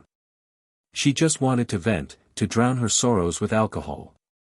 She wanted to let the sadness in her heart dissipate along with the alcohol. Jiang Wen almost jumped up from his chair after hearing Yushu's words. You want to bring it back? Why didn't you say so earlier? Why did you buy it in the hotel? You could go to the store tomorrow and buy 1 bottle at a discount of 150,000. It was half a kidney. But Jiang Wen couldn't say this out loud. It would only make him lose more face. He could only endure it. His main mission today was to get everyone drunk and then confess his love. Jiang Wen could only put other thoughts aside. If his confession was successful today, then these 100,000 would be worth it. And so Jiang Wen started drinking as well. In order to make it seem real, he didn't purposely control his alcohol capacity. His alcohol capacity was quite high, and red wine wouldn't get him too drunk. Jiang Wen's anger lessened a little as he watched Taizao raise his glass for all sorts of reasons. This guy was smart enough to help him drink. Yuqian was very restrained today. Because of Lin Yi's presence, he couldn't let himself go at all. He glanced at Lin Yi from the corner of his eyes, but Lin Yi was as calm as ever. He just sat there, looking straight ahead and not saying a word. But Chen Yuqian still felt an invisible pressure suffocating him. Jiang Wen and Taizao hadn't seen Yuqian for a long time, so they didn't think much of it. They thought that Yuqian's personality changed after he joined the army. Jiang Wen's main goal was to treat Meng Yao and then confess his love after drinking. So, what Yuqian was like had nothing to do with him. It was just an excuse. The 4 young masters of Songshan were no longer the 4 young masters of Songshan. Their relationship wasn't as close as they thought.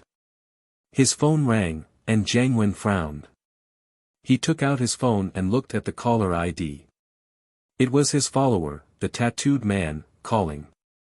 He hesitated before picking up the phone. What's up? I'm having dinner.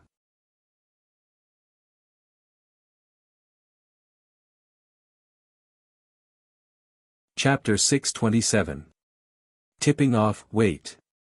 Jiang Wen couldn't even tell Taizao what he'd done, so he couldn't say it in the room. He stood up and said to the people in the room, I'm going to take a call, everyone drink first. With that, he got up and left the room. Lin Yi's hearing was amazing, but he couldn't hear what Jiang Wen was saying. He could only vaguely make out the word, police. He'd been paying attention to Jiang Wen in the first place, and his instincts told him that there was something wrong with this call. After Jiang Wen left, Lin Yi stood up as well. I'm going to the washroom. Taizao didn't know that Jiang Wen's phone was behind his back, and he thought that Jiang Wen was trying to maintain his gentlemanly image in front of Meng Yao because it was impolite to make a call in the room. He didn't even look at Lin Yi when he left the room. As far as he was concerned, Lin Yi was just a small bodyguard, not worth mentioning. He was only being polite to Lin Yi so that he could help Jiang Wen pursue Meng Yao. Lin Yi broke Master Bing's legs, and even tore down Master Bing's skyscraper.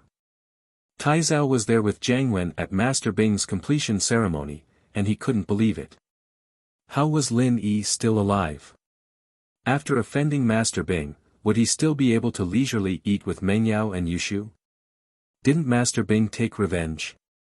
But as weird as it was, Jiang Wen only smiled faintly when he told Tai Zhao about it, not explaining anything. Tai Zhao didn't know, but Jiang Wen did. Sihua had revealed that 2 of his golden class masters had died under Lin Yi's hands. Lin Yi wasn't a normal person, was he? If he were just a normal bodyguard, why would Jiang Wen pay him back? He'd suffered a few times in Jiang Wen's hands, and he'd still call him brother. Was there something wrong with his head? Jiang Wen's bodyguards weren't there yet, and he wouldn't mess with Lin Yi for no reason. As for why Master Bing didn't make a move, perhaps he was afraid. After all, Lin Yi and Sihua were enemies that couldn't be resolved. Of course, this had nothing to do with Jiang Wen. All he cared about was the family business and whether or not he could get Meng Yao. Nothing else mattered to him. After leaving the room, Jiang Wen walked to the end of the hallway, step by step, until there was no one around before continuing the call. Although he was a little drunk, he was still very cautious. There were some things that he absolutely could not let others know.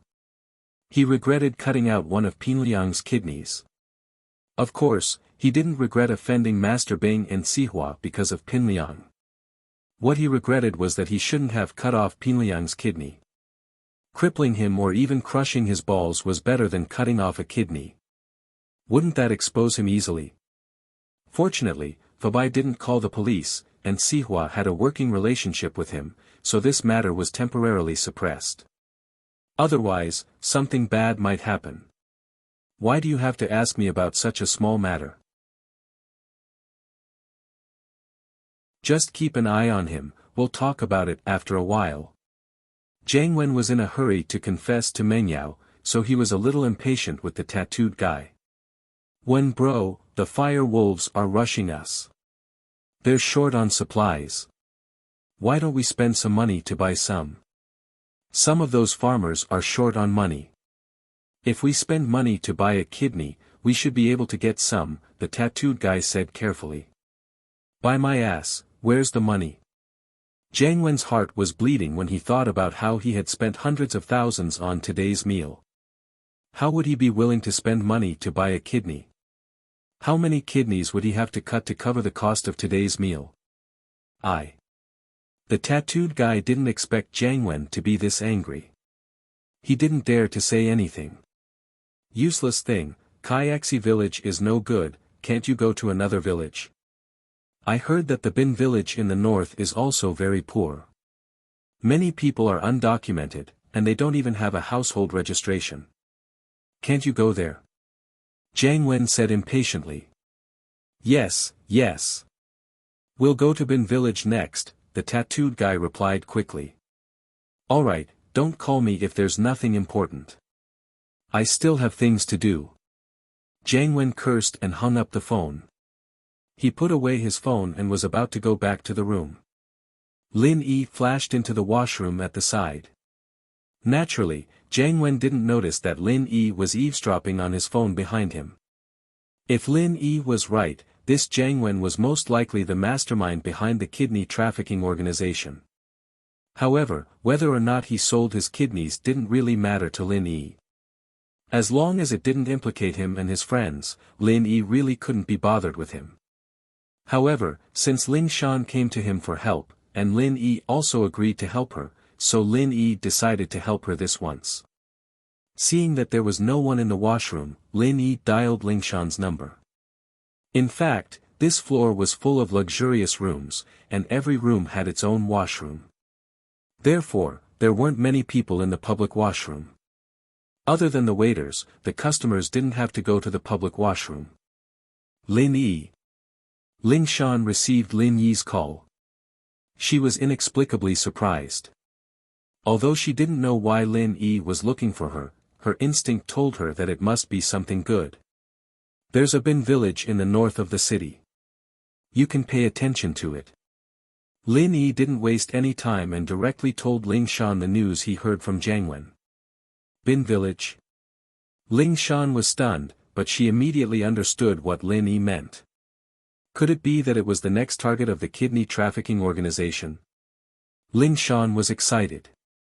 Although she was curious how Lin Yi got the news, she was smart enough not to ask. Ling Shan had seen Lin Yi's uniqueness firsthand, and as an obedient and lovable Miss Braindead, she knew that Lin Yi wouldn't like it if she kept asking him questions all the time.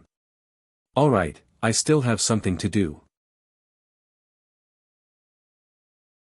I'll hang up first. Lin Yi heard faint footsteps coming from the corridor and quickly said to Ling Shan. Thanks, Miss Braindead will treat you to a meal next time. You've really helped her a lot. Ling Shan said in a cute and gentle tone. Lin Yi didn't reply and directly hung up. Looking at the end of the call, Ling Shan gritted her teeth in anger. Since when did she have to lower herself like this? This Lin Yi didn't even care about her. However, Ling Shan was disappointed again. Who asked her to ask Lin Yi for help? Forget it. She'll just treat it as a couple acting coquettishly. Luckily there's no third person who knows. Ling Shan comforted herself.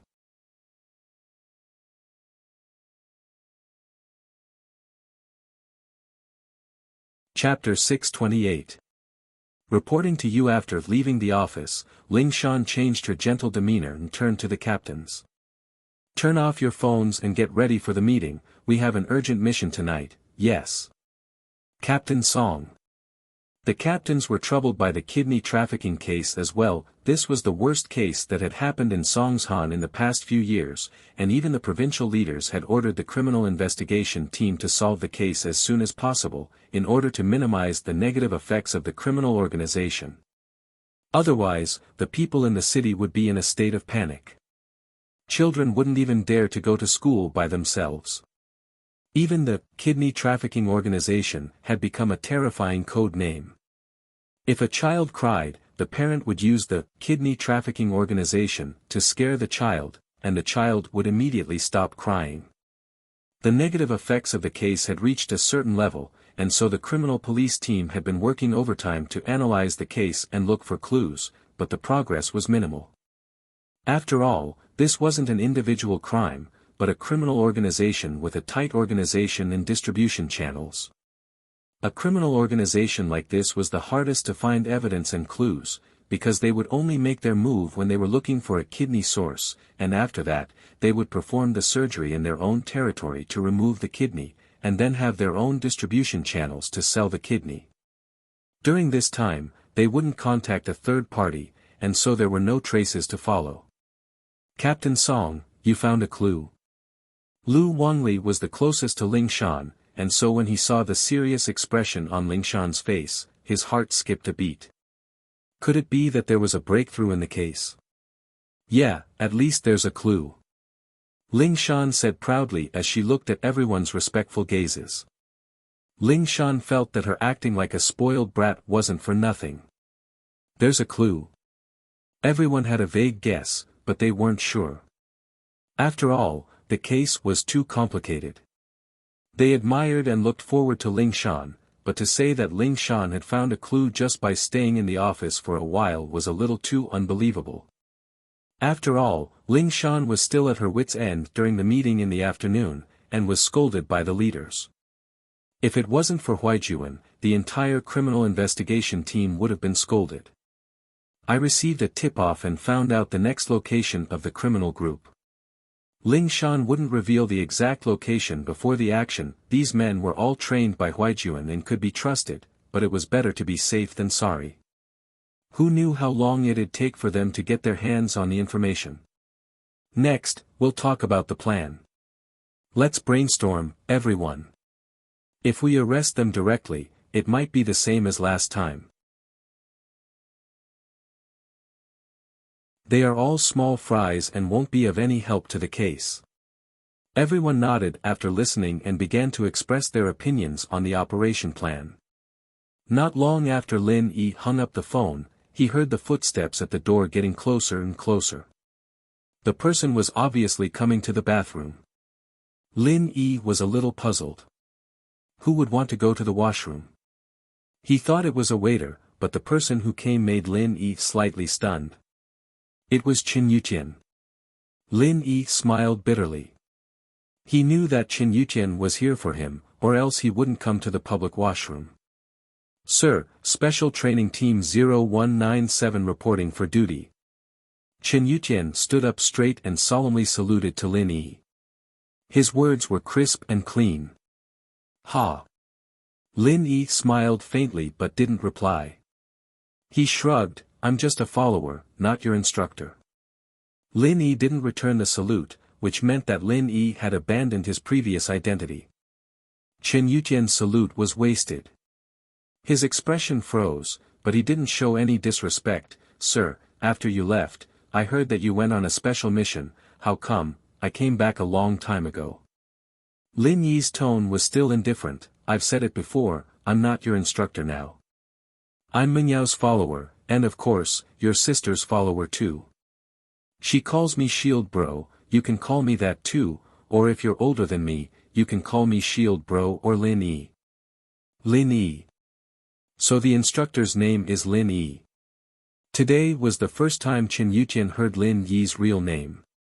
In the special training team, Lin Yi's code name was Eagle, and all the members called Lin Yi Instructor, or Instructor Eagle.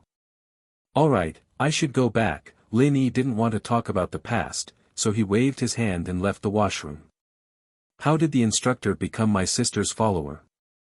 Qin Yuqian couldn't understand this logic, but he couldn't do anything if Lin Yi didn't want to talk about it. He dreamed of meeting the instructor again one day and asking him to teach him a thing or two, but now that he met Lin Yi didn't want to talk about his previous identity. Qin Yuqian couldn't bring up his request. Lin Yi went back to the room, and Jiang Wen continued to drink as usual. He didn't say anything when Lin Yi came in, because he didn't expect Lin Yi to tip Lingshan off. Let's play something fun after drinking, shall we? What's the point of just drinking? Taizao said, what do you guys say? He really was a little drunk. He didn't control his alcohol tolerance, so he was in a daze right now. But it was also because of this that it was more realistic, and people couldn't see through it. Otherwise, with Menyao's intelligence, she would definitely see through it and think that it was an act. What do we play? What do you think? Jiang Wen looked at Mengyao and Yushu. Do you guys have any suggestions? It's fun, it's fun. I love playing. Yushu agreed with both hands. It was so boring to drink, and she would drag Yao Yao back home if they kept drinking. Mengyao didn't say anything, nor did she refute. To be honest, she didn't want to play with Jiang Wen and Taizao, but she remembered that Shu and Lin Yi were here, and Shu wanted to play, so she decided to play. I think, why don't we play Truth or Dare? Taizao said, and Qin Yuqian came back to the room. Taizao heard him and said, Yuqian bro, let's play together. We used to play a lot. Ha, do you remember when you chose Dare to kiss Lingshan and got beaten up? Ha ha ha.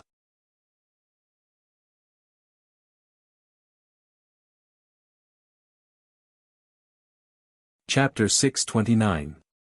How embarrassing. Yuqian's face darkened. This was something he'd done when he was younger, something Taizao had planned, making him choose Dare and kiss Lingshan, but he'd gotten beaten up by Lingshan instead. And this Taizao was treating it as a joke. But seeing that Taizao was drunk as well, Yuqian didn't do anything out of respect for each other. Lin Yi, on the other hand, was taken aback. Yuqian was Lingshan's pursuer. It seemed like Lingshan wasn't that interested in him. Lin Yi wondered how Lingshan would react if he kissed her. There was a high chance that he would swallow the humiliation. What's truth or dare? Lin Yi had never heard of this game, nor had he played it before. Huh, it seems like Lin Yi bro hasn't played it before. Taizao, explain the rules. Jiang Wen said. Alright, it's very simple. Taizao said. Truth or dare is a game for many people to play together. You can use rock paper scissors, or you can spin a bottle to decide who to ask. Of course, you can also ask them one by one. We have more people, so we don't have to play rock paper scissors anymore. Then, let's say I'm the questioner, and I can ask a question, and the person has to answer it, and it has to be the truth, no bullshit. If someone sees through the bullshit, they'll have to drink a bottle as punishment. Of course, if the question is sensitive or personal, you can choose not to answer, but you'll have to choose dare. Dare, on the other hand, is where I ask a question, and the person has to do it. There can't be any objections, and they have to do everything.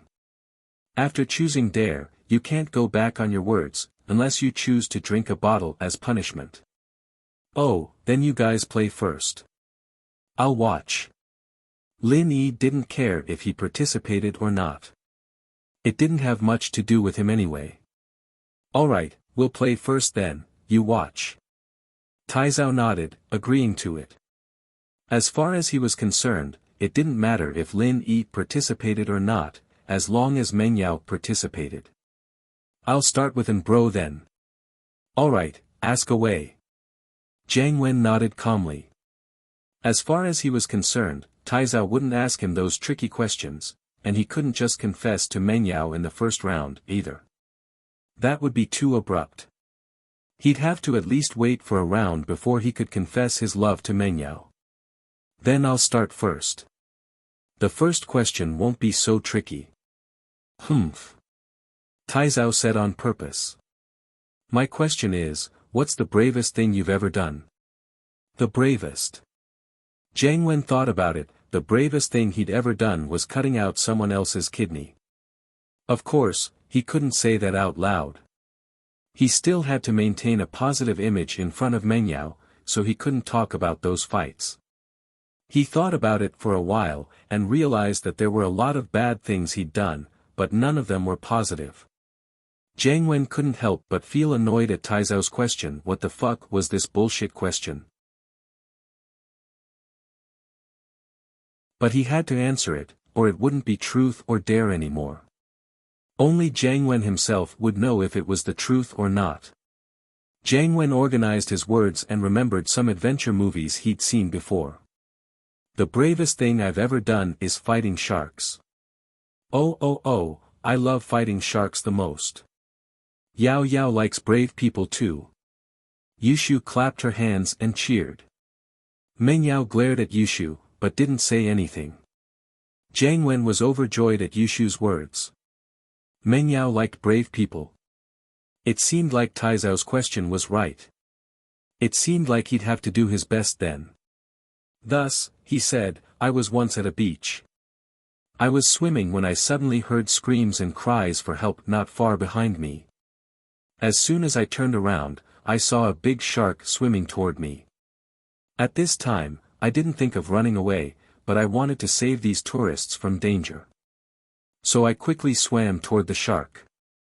The shark saw me and thought that I was coming to die. It was very happy and wanted to swim over to eat me. How could it know that it was actually itself that was going to die? Wow, Jiang Wen bro, you're so brave. Yushu exclaimed. It's all right. Jiang Wen got even more excited after hearing Yushu's praise. He started making up stories with the help of the alcohol. I punched the shark in the mouth and broke all its teeth. That shark lost its teeth and became a toothless tiger. It couldn't eat me anymore, so it was stunned. Then it turned around and tried to run, and how could I let it get away? Trying to run after scaring people. How could it be that easy? So I grabbed the shark's tail and swung it around, and it fell on the beach with a loud bang, getting a concussion. Shit. Yushu's eyes widened in disbelief. Jiang Wen bro, you're so strong. I heard that shark teeth are the toughest animal teeth in the world, and you can even break them. You're so strong. Jiang Wen paused. How would he know how strong a shark's teeth were? He'd only seen sharks in the aquarium when they were alive, he'd never touched a real one before. He was just making up stories to show off his bravery, he didn't think too much about it. But now that the words had been said, there was no room for regret. He had to bite the bullet and said, "It's all right. It's not very powerful." "Oh, Jiang Wen bro, I have a shark tooth keychain here. Can you show me how to break it?" Yushu took out a keychain and put it on the table. This was the shark that Lin Yi killed last time, and Yushu took one of its teeth and made it into a keychain out of boredom. Wow! Jiang Wen's eyes widened, and his face almost cramped. He didn't think that Yushu would really take out a tooth for him to break. Was this a joke? Shark teeth were the toughest teeth in the world, and he wouldn't even be able to break a normal tooth.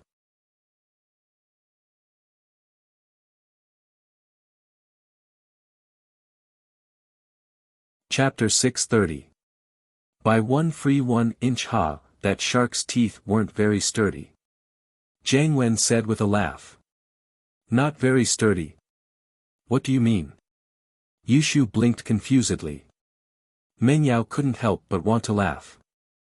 Her best friend looked like an idiot, but unknowingly, she could twist other people's words around and mess with them. That shark might have had fake teeth. That's why it wasn't sturdy. Taizao quickly helped Jiang Wen out of the predicament. Fake teeth? Sharks go to dentists? Yushu said, surprised. There's a clinic in the sea.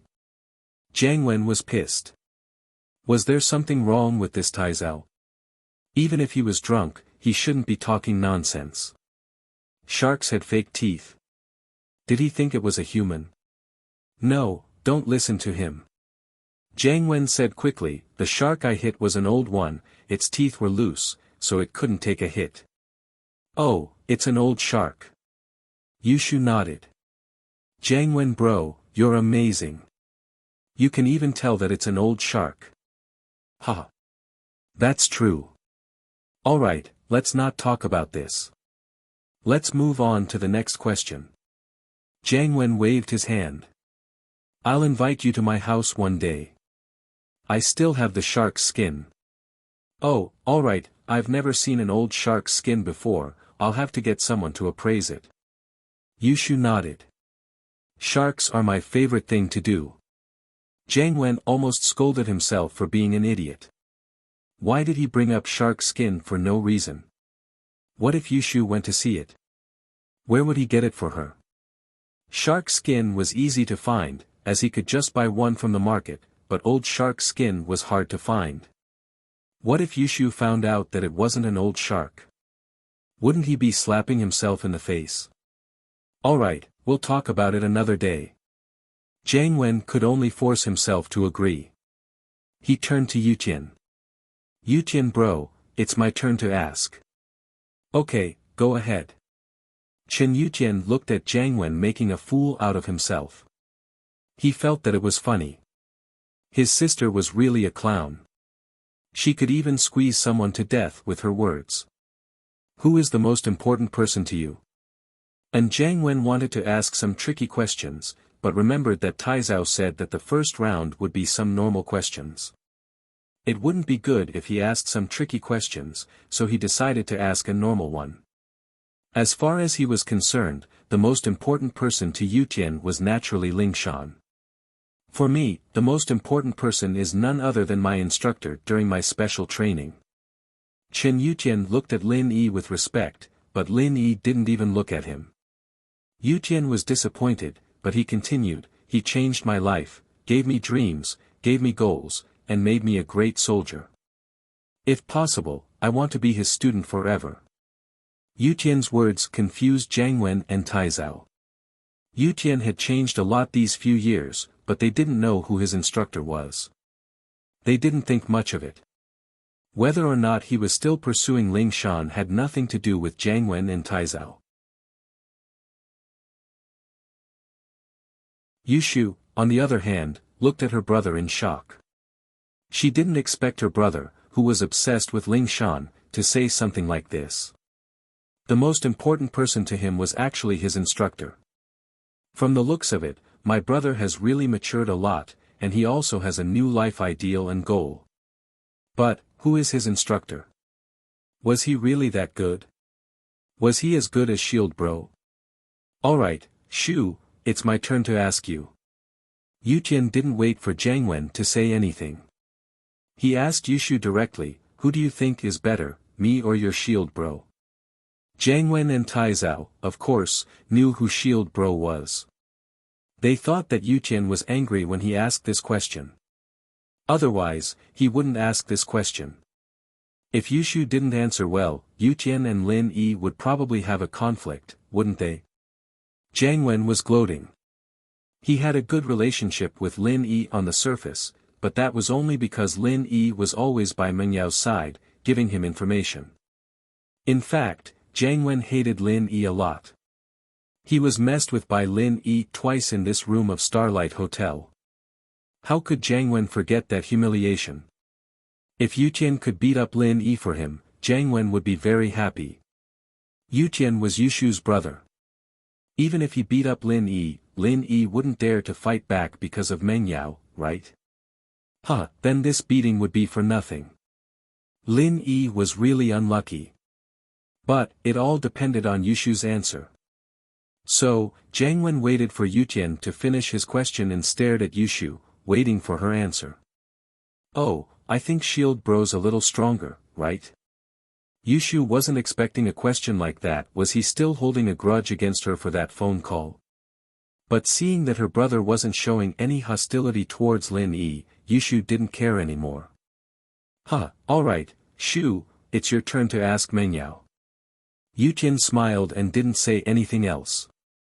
Jiang Wen and Tai Zhao's eyes widened. What the hell was going on? When did Qin Yuqian's temper become so good? Then I'll ask. Yushu nodded and looked at Meng Yao. Yao, I'll be the second wife, and you'll be the main wife, won't you bully me? I don't want to be bullied. Meng Yao didn't know whether to laugh or cry. What kind of question was that? Be a concubine? Did Yushu really take it seriously? Yuqian was taken aback as well. His sister's way of thinking was really weird. She wanted to be a concubine. Jiang Wen, on the other hand, almost felt his heart explode after hearing Yushu's words. Yushu wasn't bad looking, and she had a great body, but it'd be a disaster if he married her. He knew Yushu's personality very well. She liked Meng Yao, and if he married Meng Yao, how was he going to live with this buy one get one free system? Those who didn't know Yushu's personality would think that it was a great deal, but those who knew Yushu's personality would know that she was bringing a troublemaker home. He didn't want to live in the shadow of being messed with every day. In this short dinner, Yushu had messed with him a few times. If he brought her home, how could he live?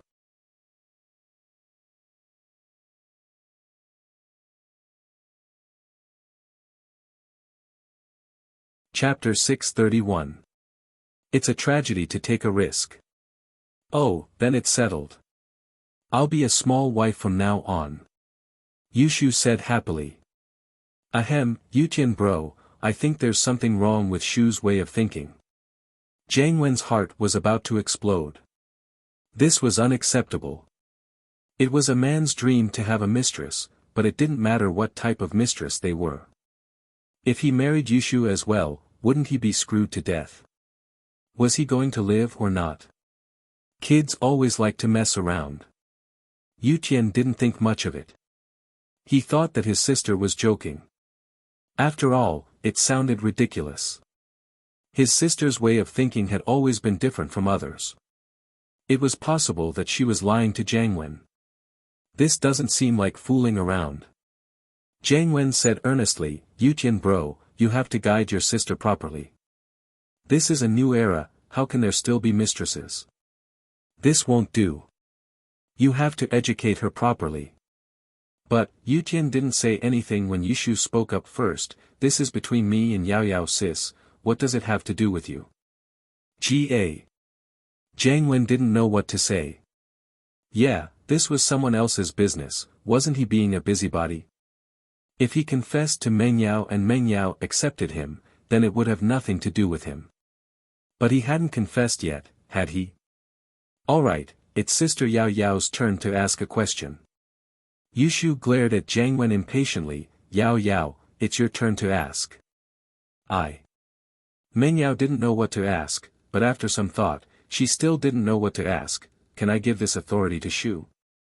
Alright, I'll leave it to Shu then. Jiang Wen was in a rush to confess, so there was no reason for him to reject Meng Yao's suggestion. Okay, I love asking questions. Yushu rubbed her hands together, smiling at Taizao. Taizao bro, can I ask a question now? Alright, ask away. Taizao nodded as well. He wanted to ask a question that Jiang Wen could confess to.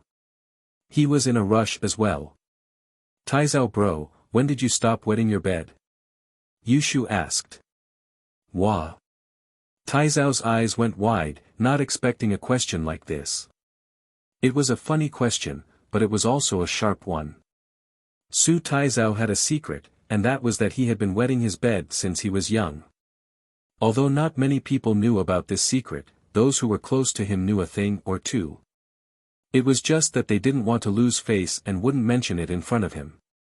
When Taizao was in kindergarten, he once peed all over the kid who slept in the lower bunk. From then on, Taizao never stayed at a school or anything like that again. Even now, he didn't dare drink too much water at night because he was afraid of wetting the bed. This secret was an eternal pain in his heart. Taizao didn't know how to answer Yushu's sudden question. Truth or dare meant that you had to tell the truth. Of course, you could lie if you wanted to, as long as you didn't get caught. But Taizao didn't dare live. This was a secret, but there were people who knew about it. He even thought that Yushu was asking this question because she knew about it. If he lied, Yushu would see through him, and that'd be even more embarrassing. Taizao hated it, but there was nothing he could do about it. The reason was simple, Yushu was that kind of person. Even Jiang Wen was being tortured by her. What was he? Taizao didn't want to tell the truth.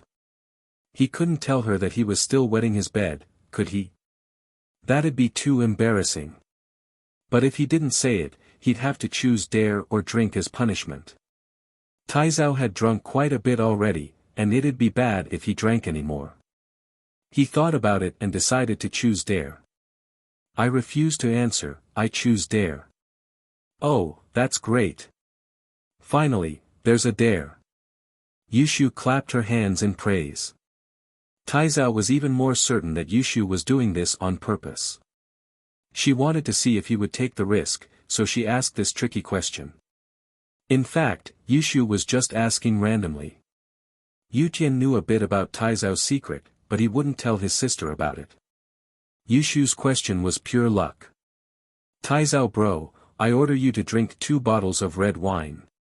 Yushu said after some thought. Wah.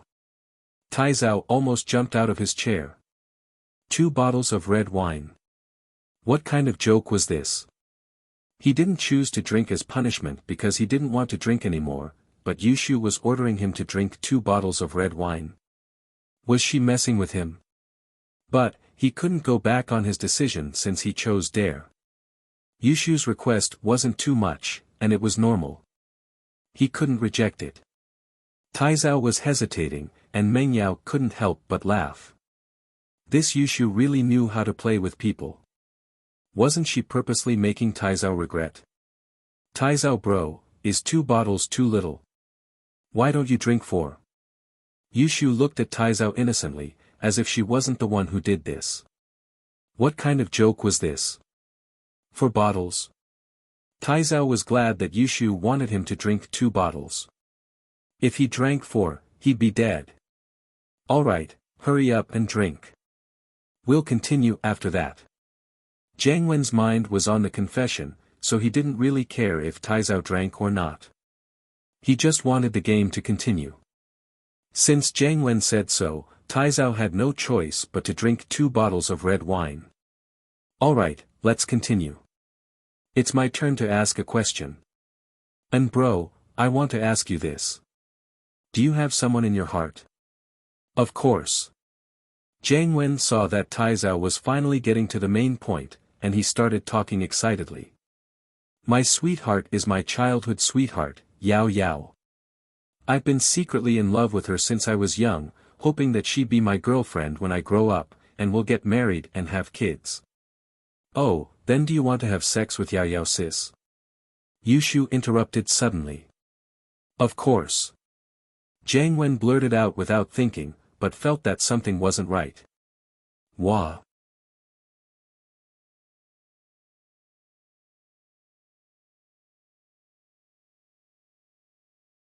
Chapter 632. Sarimangyao frowned and glared at Jiang Wen in disgust. She turned to Yushu, Shu, don't use those vulgar words. Oh, I'm just making sure. Yushu stuck her tongue out. Yao Yao, don't misunderstand, I. Jiang Wen found it hard to explain. If he denied it and said that he didn't want to do it with her, wouldn't that mean that he didn't like her?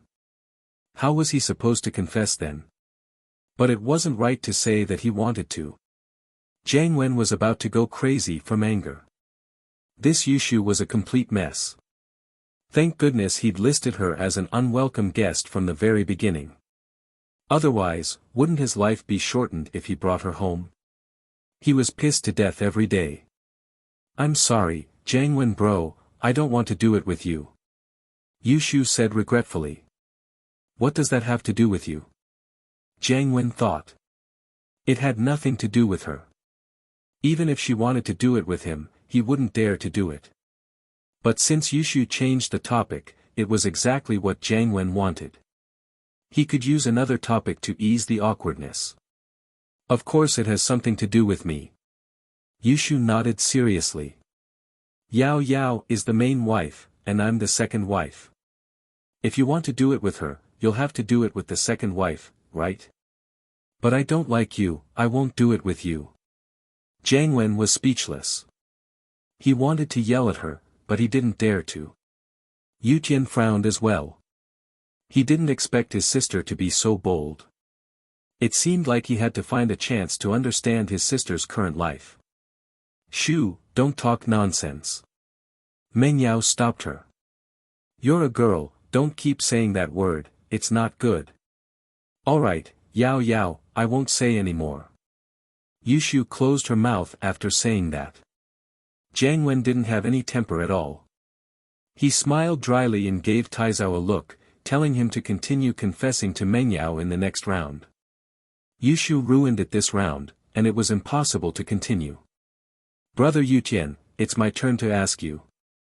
Jiang Wen wanted to end this round as soon as possible so that Taizao could continue asking him questions. That instructor you're talking about, who is he? I can't say. It's confidential. Yutian knew that he wasn't the star of the show today. He came here because Ling Shan rejected him, and he had nowhere else to go.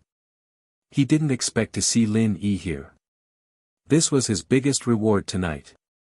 Although Lin Yi didn't seem to want to talk about the past, it wasn't important. As long as he found Lin Yi's people, he would have more chances to interact with them in the future. Chen Yutian believed that Lin Yi, one of his best students, wouldn't leave him alone. So Yutian wasn't interested in any games. The only reason he stayed here was to sit face to face with Lin Yi. What a thrilling and exciting thing this was. The instructor who used to be unreachable could actually sit at the same table as him today. How glorious was this? If his former teammates knew about this, they'd probably die from jealousy.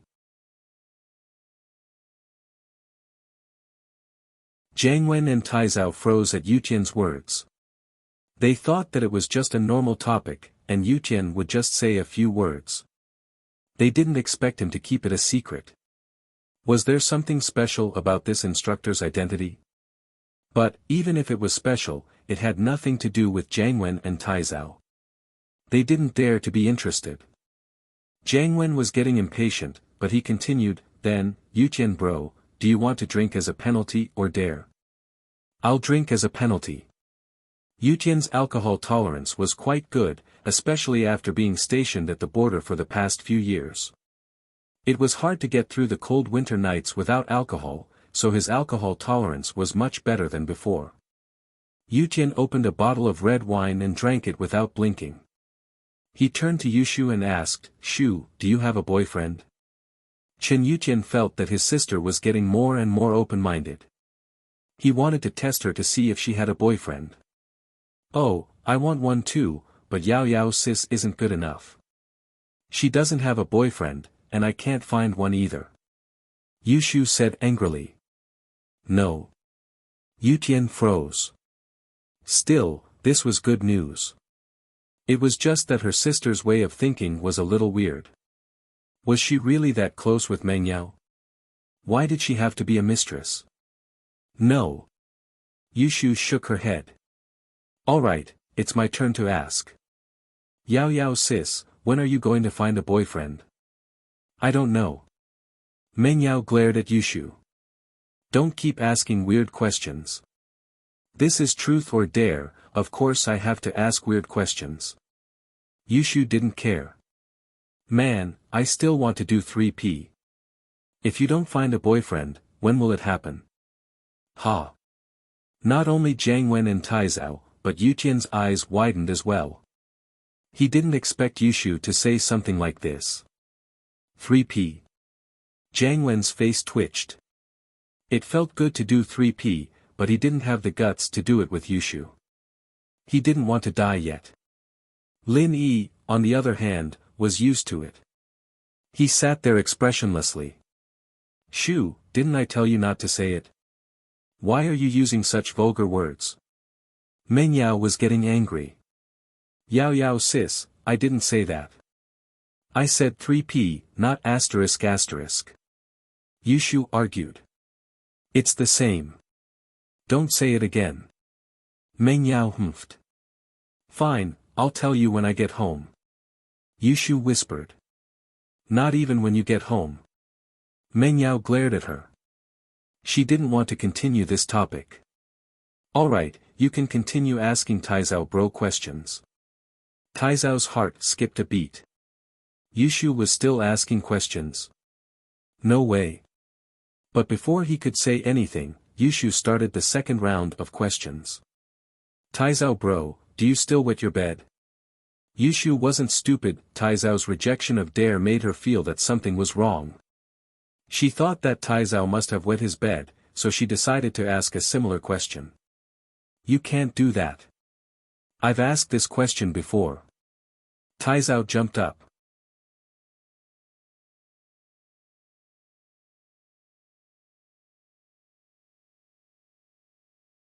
Chapter 633.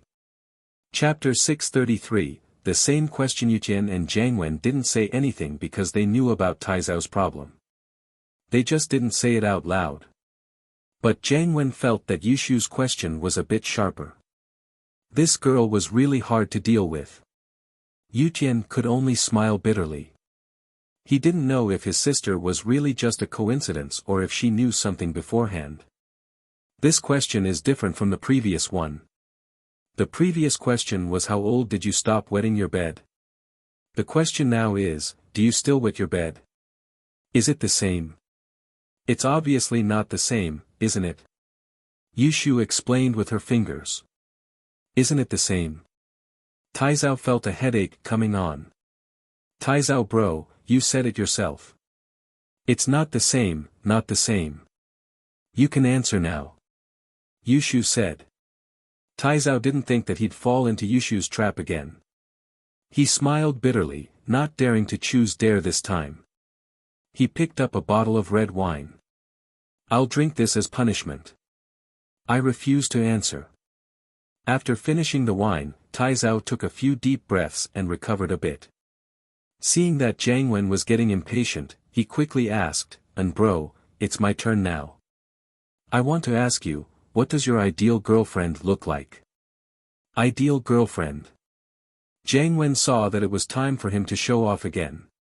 He couldn't fall for Yushu's tricks again. He couldn't just answer her sneaky questions like that. He must finish his confession in one breath. My ideal girlfriend, she must have beautiful long hair, height must be about 1.65 meters, tall, slightly thin, pure and beautiful, and, just like you and Yao Yao. Alright, Jiangwen bro, it's your turn to ask my bro. I've already prepared a new question for Yao Yao, hurry up. Yushu interrupted Jiangwen before he could say anything. Wait, I'm not done yet. Jiangwen was panicking. Yushu again. Why was she so annoying? You're done.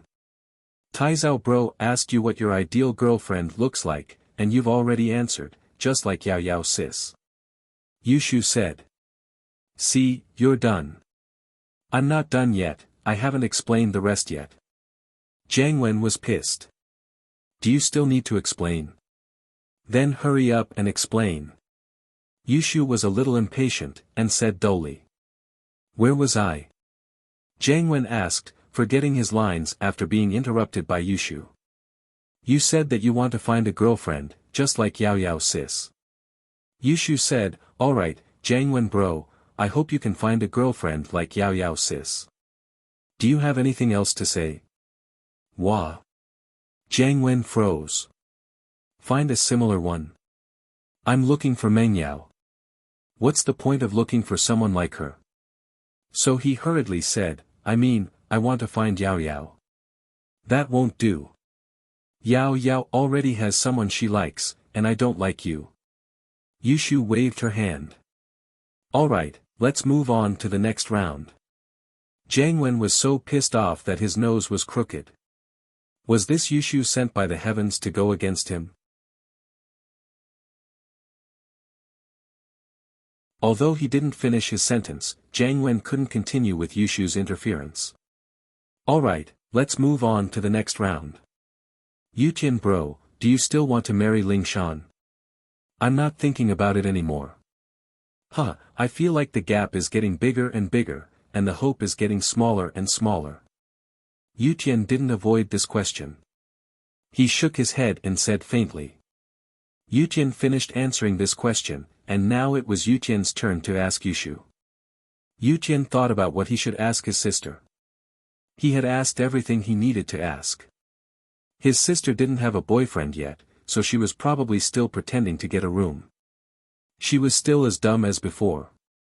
Right, when you were young, you buried a metal box with Yao Yao in the yard. What's the secret in it? Yutian asked his sister curiously, but she blushed and refused to answer. Meng Yao also avoided answering this question on purpose. After a period of time, Yutian was very curious about the secret in the box, but he couldn't get an answer. After that, he joined the special training team and grew up, becoming an armed police soldier stationed at the border. That box, it's actually nothing much. It's just a vow between me and Yao Yao sis. Yushu didn't feel embarrassed anymore. After all these years, Yushu's personality had formed. She was always this kind of dumb person. Great intelligence looks dumb, and she would never pay for it. Vow? What vow? Yutian asked. Jiangwen, on the other hand, had his eyes wide open, waiting for Yushu's answer. He wasn't interested in other people's business, but Yushu said that it involved Meng Yao's vow. He was very interested in anything related to Meng Yao. Our vow was that Yao Yao sis and I will marry the same man. Yao Yao sis will be the big wife, and I will be the small wife. Yushu said proudly. Shu, don't talk nonsense. Meng Yao blushed. What kind of vow was this? She didn't know why she agreed to it in the first place. She thought that she didn't want to be separated from Shu in the future, and that they could be together forever. But now that she grew up, she realized how childish she was back then. Was such a thing really possible? Could Shu really marry the same man as her? Even if she agreed, wouldn't it scare her future boyfriend? Meng Yao didn't know what to ask, but an image appeared in her mind. Lin Yi? Why did she think of him? It'd be quite a good match if Shu married him. He was probably the only one who could handle Yushu's antics. They'd been living under the same roof for so long, and he didn't seem to be sick of Yushu at all. Yutian didn't expect his sister to make such a vow at such a young age. Could it be that what she said about the big wife and small wife was true? Was she really going to marry the same man as Mengyao? Isn't this a little too inconceivable? This wasn't in line with House Chen's interests. How could the daughter of House Chen be someone's small wife? How could Grandpa agree?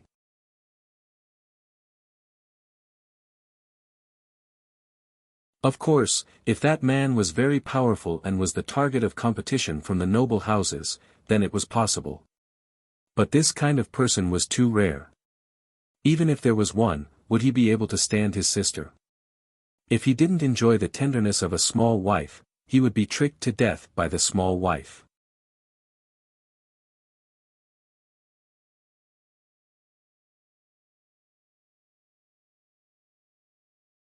Chapter 634. Chapter 634, Kiss Shield Bro. Yutian was confused about Lin Yi's sudden appearance as Meng Yao and Yushu's follower. He didn't know why. Was it someone else's arrangement? Someone purposely arranged for them to be together? Was it for Meng Yao or Yushu? From a personal point of view, Yutian naturally hoped that his instructor and his sister could be together. That way, not only could he get closer to Lin Yi, but it would also benefit House Chen.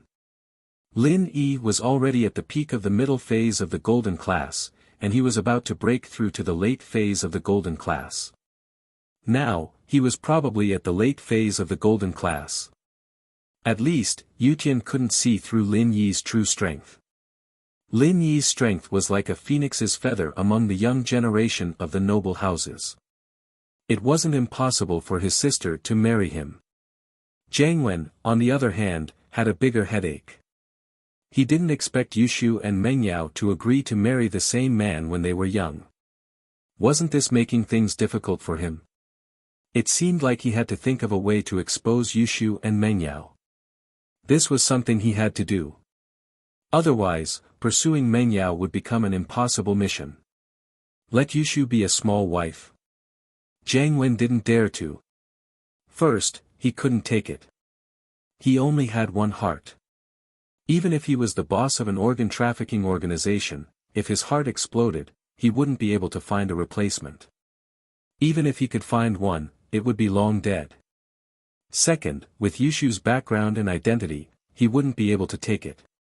House Chen aside, even Yutian wouldn't agree. Yushu's man in the future would either be a noble house's heir or a master. Alright, it's my turn. Yushu didn't care what the others were thinking. She quickly said to Meng Yao, Yao Yao sis, it's finally my turn to ask you. I'm going to ask. Who was your first kiss? La la la, ha ha ha. Yushu couldn't help but laugh mischievously after asking the question. First kiss. Meng Yao frowned. She suddenly thought of Lin Yi. One look at Yushu's sneaky smile, and Meng Yao knew that Yushu was up to no good. Meng Yao didn't want to answer, but she didn't want to drink either. She had drunk quite a lot earlier, and her head was still a little dizzy. I refuse to answer. I choose dare. Okay, Yao Yao, you're the second one to choose dare, I'm going to start. Yushu said excitedly, Yao Yao, I order you to kiss Shield Bro. Exclamation point. Meng Yao glared at Yushu. I'm not going. Go ahead, you've already given your first kiss to Shield Bro anyway, another one won't be a big deal. Yushu said matter-of-factly. Shoo. Meng Yao was pissed as she glared at Yushu. Are you done? You've gone too far. Oh, I don't think it's anything. Shield Bro kissed me too, I think it's normal. Yushu said. Jiang Wen, who was sitting on the opposite side, frowned. Meng Yao's first kiss was Lin Yi. Was it real? But looking at Meng Yao's expression, she seemed to have admitted it. She didn't refute and only asked Shu if she was done. She even said that Shu was going too far. Thinking back to Yushu's question, asking who Meng Yao's first kiss was. Meng Yao had rejected the question instead of saying no. This meant that Meng Yao must have had her first kiss before, and she just didn't want to answer the question. Otherwise, she would have just said no. How straightforward would that be? Could it be that Meng Yao and Lin Yi really had something going on? Jiang Wen's face turned ugly. Then, he heard Yushu say that her first kiss was with Lin Yi as well. Could it be that the three of them lived under the same roof? Did something really happen? Jiang Wen wanted to flip the table. He had reached a certain level of anger at this point. This Lin Yi stole what he was supposed to do and played him like a monkey. He said that he was giving him information, but the truth was that he was stealing from the young miss in the house. Jiang Wen had the urge to kill Lin Yi. Chen Yuqian was surprised as well. Lin Yi kissed his sister. He even kissed Meng Yao. What was the relationship between the three of them? Was Lin Yi still a follower? Although Yuqian was confused, he didn't think there was anything wrong with it. It was impossible for Pengzhan to not know that Lin Yi was by Meng Yao's side. Since Pengzhan didn't say anything, could there be something else going on? In fact, if his sister could marry Lin Yi, Chen Yuqian wouldn't object. Instead, he would be happy. This was what he wanted. But now, Meng Yao was added into the mix. As long as his sister was willing, Chen Yuqian wouldn't say anything. Alright, Shu, stop joking. Lin Yi saw that Meng Yao was about to go berserk, and so he spoke up to help her out. This game is for you guys to play. I'm just a bystander, so Dare has nothing to do with me. Why don't you give Yao Yao a different type of adventure? Alright, let's call it a day. Jiang Wen couldn't hold it in anymore. He wanted to kill Lin Yi right now, but he didn't show it because of Chen Yuqian and Taizao. Still, he wouldn't eat at the same table with Lin Yi anymore. With that, Jiang Wen stood up and left the room without looking back. Taizao glanced at Chen Yuqian but didn't say anything. He followed Jiang Wen out. Chen Yuqian sneered. The friendship between the four young masters of Songshan would be gone after today's dinner. What was left was Jiang Wen and Taizao's personal friendship. Chen Yuqian still had things to do at night. He wanted to go back to the villa with Yushu and ask about Lin Yi, but he was afraid that Lin Yi would be unhappy. He thought about it and decided to let nature take its course. Since Lin Yi had become his sister's and Yao Yao's follower, there was no rush. At the entrance of the hotel, Chen Yuqian parted ways with Yushu and Meng Yao. Before he left, he looked at Lin Yi with respect, but Lin Yi didn't even look at him.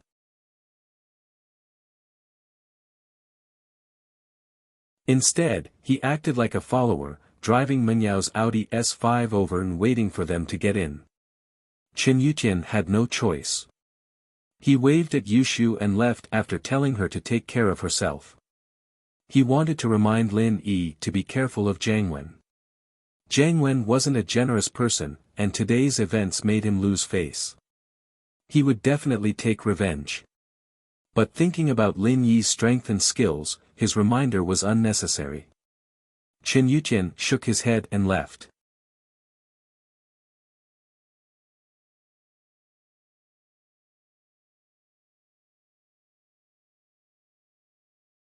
Chapter 635. Lingshan caught. Shu, did you drink too much today? You went a little overboard with your words. Meng Yao said to Yushu. I don't like Jiang Wen, but your brother was there too. It's not good if we end up breaking up on bad terms. Oh, I didn't drink too much. Yushu shook her head. I was just thinking that Yao Yao was a little unhappy today, so I wanted to cheer you up a little. Meng Yao froze. She didn't think that Yushu's prank today was just to make her happy. She couldn't help but feel a surge of warmth in her heart. She hugged Yushu, feeling touched. Shu, thank you. Oh, it's nothing. Yushu shook her head. Yao Yao was unhappy, so of course I wanted to cheer you up. Shu, you're so good to me. Meng Yao was really touched. Then you have to let me be your small wife from now on. Yushu said. Ha, sure, we'll be together forever, good sisters forever. Mengyao nodded. This was the first time she answered Yushu's retarded question. Lin Yi was driving in the front, as if he didn't hear the conversation between the sisters. In fact, Lin Yi did hear it, but he didn't know what to say. He didn't know how to persuade the sisters. When they got back to the villa, Mengyao and Yushu held hands and went upstairs to talk, leaving Lin Yi alone at the bottom of the stairs. After a meeting, Ling Shan decided to go undercover and infiltrate the criminal organization, wiping them out in one fell swoop. Otherwise, it wouldn't help the case at all if they only captured some small fries. This method of capturing people was called a UFO. A UFO, as the name suggested, was an unidentified flying object. Even if they captured the person, they wouldn't know what was behind them, just like how humans didn't know about UFOs. Ling Shan, on the other hand, decided to take the risk herself. She was the captain, after all, and this case was her responsibility. If she didn't go, someone else would, and she, as the captain, wouldn't feel at ease if someone else went. After all, Ling Shan was the strongest person in the team, and she was the only one who could lessen the danger to the greatest extent and make this plan a success. Many of the captains didn't want Ling Shan to take the risk, but since Ling Shan had made her decision, there was nothing they could do. They could only cover for her. And so, Ling Shan disguised herself as a village woman in Bing village, looking like a village woman rushing through the night. Biaozi, there's a village woman walking at night. Should we take action? Behind a haystack, two burly men were talking in a low voice. I think it's okay. The higher-ups have given us a task. We must bring someone back today. After waiting for so long, a person finally came. I think it's her. The macho man named Biaozi nodded. Brother Ma, wait for her to come, and then we'll take action. Brother Ma nodded. If we don't fight, how can we afford to drink and play with women? Damn, it's her. Ling Shan had already sensed that something was wrong. The professional sensitivity of the captain and the sharp insight of a golden class master had already let her know that there were two enemies hiding not far away. But Ling Shan's purpose this time was to be captured by these people, and then sneak into their headquarters, find their nest, and wipe out their organization. Ling Shan wanted to pretend to be a person who was captured and sent to the headquarters of the criminal organization. Then, before the kidney was cut, she would go on a rampage and wipe out the entire nest. Do it. Brother Ma waved his hand and said to Biaozi. Suddenly, two men jumped out from behind the haystack, one on the left and one on the right, holding Ling Shan down. Ah, what are you doing? Help! Ling Shan screamed. Brother Ma and Biaozi looked at each other and smiled. In this wilderness, even if they used a megaphone, no one would be able to hear them. Although they were operating in Bing village, they didn't dare to capture people in a crowded place. If the villagers were alarmed, how could the two of them fight against a large group of people? So, for the sake of safety, they chose a less populated path in the field. Although it was quiet here, there was a disadvantage. There were almost no people at night, unless there were people rushing at night. The two of them just wanted to try their luck here in the first half of the night to see if they could wait for people to pass by. If it didn't work, they would wait for the second half of the night to break into the houses to capture people. Although it was more dangerous, at least it would be the second half of the night, and it wouldn't alarm most people. But they didn't expect that after waiting for a few hours, a village woman walking alone at night came. This was a rare opportunity. They didn't care whether Ling Shan would call for help or not. They directly punched Ling Shan's neck and knocked her out. In fact, Ling Shan didn't faint. She was just pretending to faint. If a golden class master could be knocked out so easily, then the golden class master would be too weak. Ling Shan was dragged into a van by the two men, and the van started up quickly, heading towards the city. After about half an hour, Ling Shan was sent to another abandoned factory in the outskirts of the city. They still didn't enter the city, but this place was completely different from the last one. Ling Shan knew that this was just a temporary transfer station. It wasn't the headquarters of the criminal organization. She was just temporarily kept here. The two men were only in charge of capturing people. There should be another group of people in charge of sending her to the surgery place. That should be their headquarters. In the abandoned factory, Ling Shan was thrown into a basement, and the two men happily went to collect the money. The one in charge of watching over her was a man with a gloomy face. He had an aquiline nose and deep eye sockets. He looked like a heavy smoker. The man with the aquiline nose looked at Ling Shan carefully. He was stunned. He didn't think that a village woman could be so beautiful. It was completely unexpected. Plus, she didn't look old. She shouldn't be married yet. The man with the aquiline nose smacked his lips. He was a little envious, but he still dialed a number after some hesitation. "Tattooed bro, we caught a fat sheep." The man with the aquiline nose said softly, afraid that he would wake Ling Shan up. But he didn't know that Ling Shan was awake the whole time.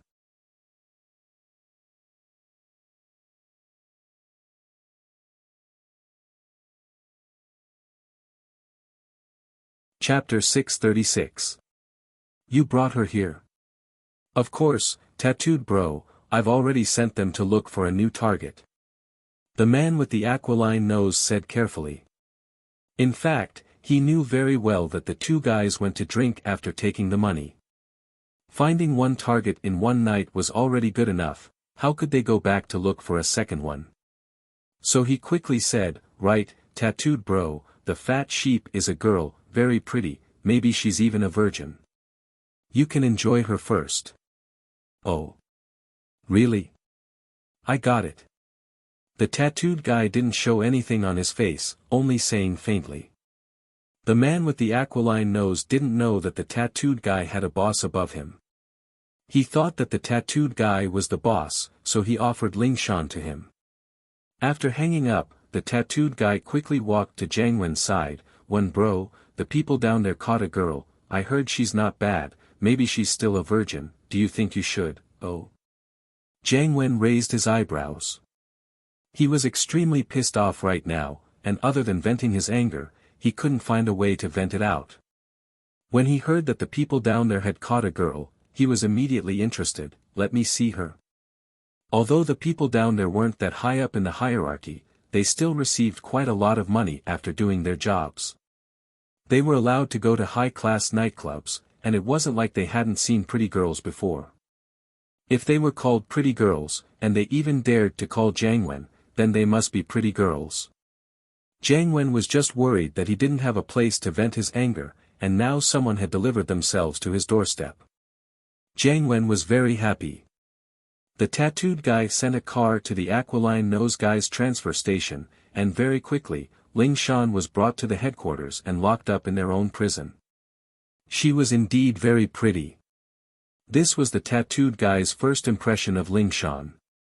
Not only was her face beautiful, but her body was also very hot, with curves in all the right places and curves in all the right places. She must be one of the best. According to the tattooed guy's many years of experience, this girl in front of him should be a virgin. This was in line with bro's standards for women. But other than that, the tattooed man felt that Ling Shan looked very familiar, as if he had seen her somewhere before, but he couldn't remember where. After locking Ling Shan up, the tattooed guy returned to Jiang Wen's side and said in a low voice, "Bro, I've sent her here. She's indeed a top-quality product, but she looks a little familiar. Where have I seen her before?" He was a cautious man, and he wouldn't let go of any details.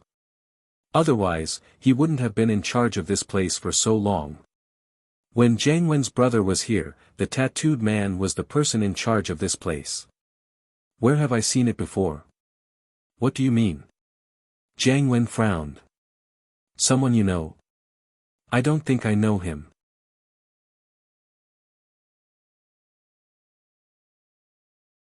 "I have an impression of him, but I don't know where I have seen him before. Even if I know him, he shouldn't be an acquaintance. The tattooed man shook his head. I'm not a local. It's impossible for me to have relatives in Tong Village. I see. Jiang Wen hesitated. Turn on the surveillance, I'll take a look myself. Yes. Wen bro. The tattooed guy nodded and turned on the surveillance camera in the dungeon. There was a surveillance camera in Jiang Wen's room, so he could see everything that was happening in the dungeon clearly. Ling Shan didn't wake up after reaching the dungeon. She was still pretending to be unconscious. In fact, she had already sneaked a peek. There were a few surveillance cameras in the dungeon. Whatever she was doing here could be seen by the people outside. So, in order to confuse the enemy, Ling Shan still pretended to be unconscious.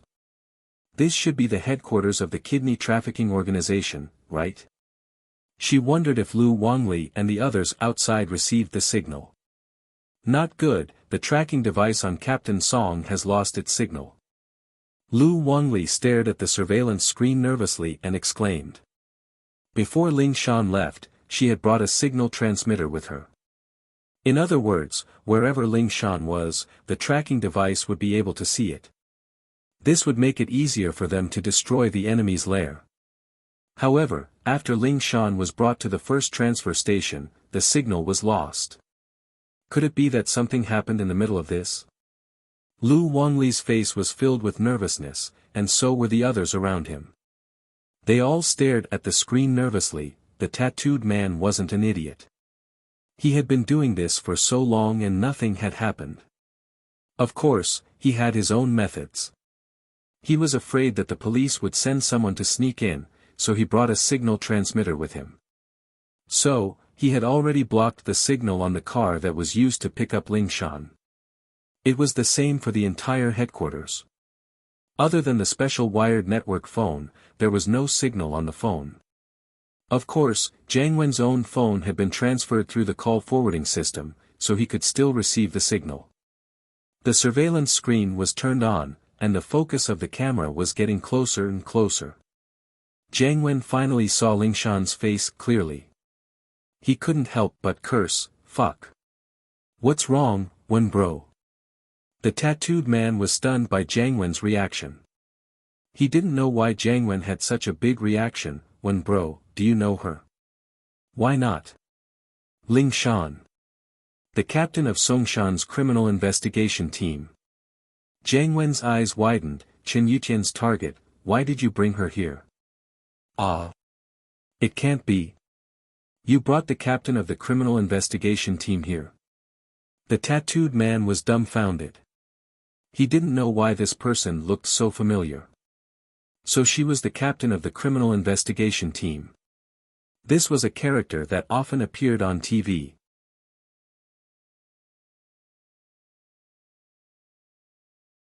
He should have seen her before, but he didn't pay much attention to her since she took over Huijuan's position not long ago. However, this matter was getting out of hand. It wasn't going to end well. He didn't know how Wen bro would treat him. He wouldn't kill him, would he? The tattooed man was shocked at the thought. He had experienced Jiang Wen's cruelty before. Although Jiang Wen looked gentle, the tattooed man knew that he was a ruthless person. Jiang Wen's brother used to buy a kidney, and Jiang Wen used to rob him. To deal with his love rival, he would cut off one of his kidneys. How could a normal person do something like this? The tattooed man was shocked. Jiang Wen wouldn't kill him to vent his anger, would he? Jiang Wen was in a bad mood today. He wanted to please him by getting a pretty girl for him to play with, but he didn't expect that he would end up in trouble. He brought the captain of the criminal investigation team here. Wasn't he looking for death?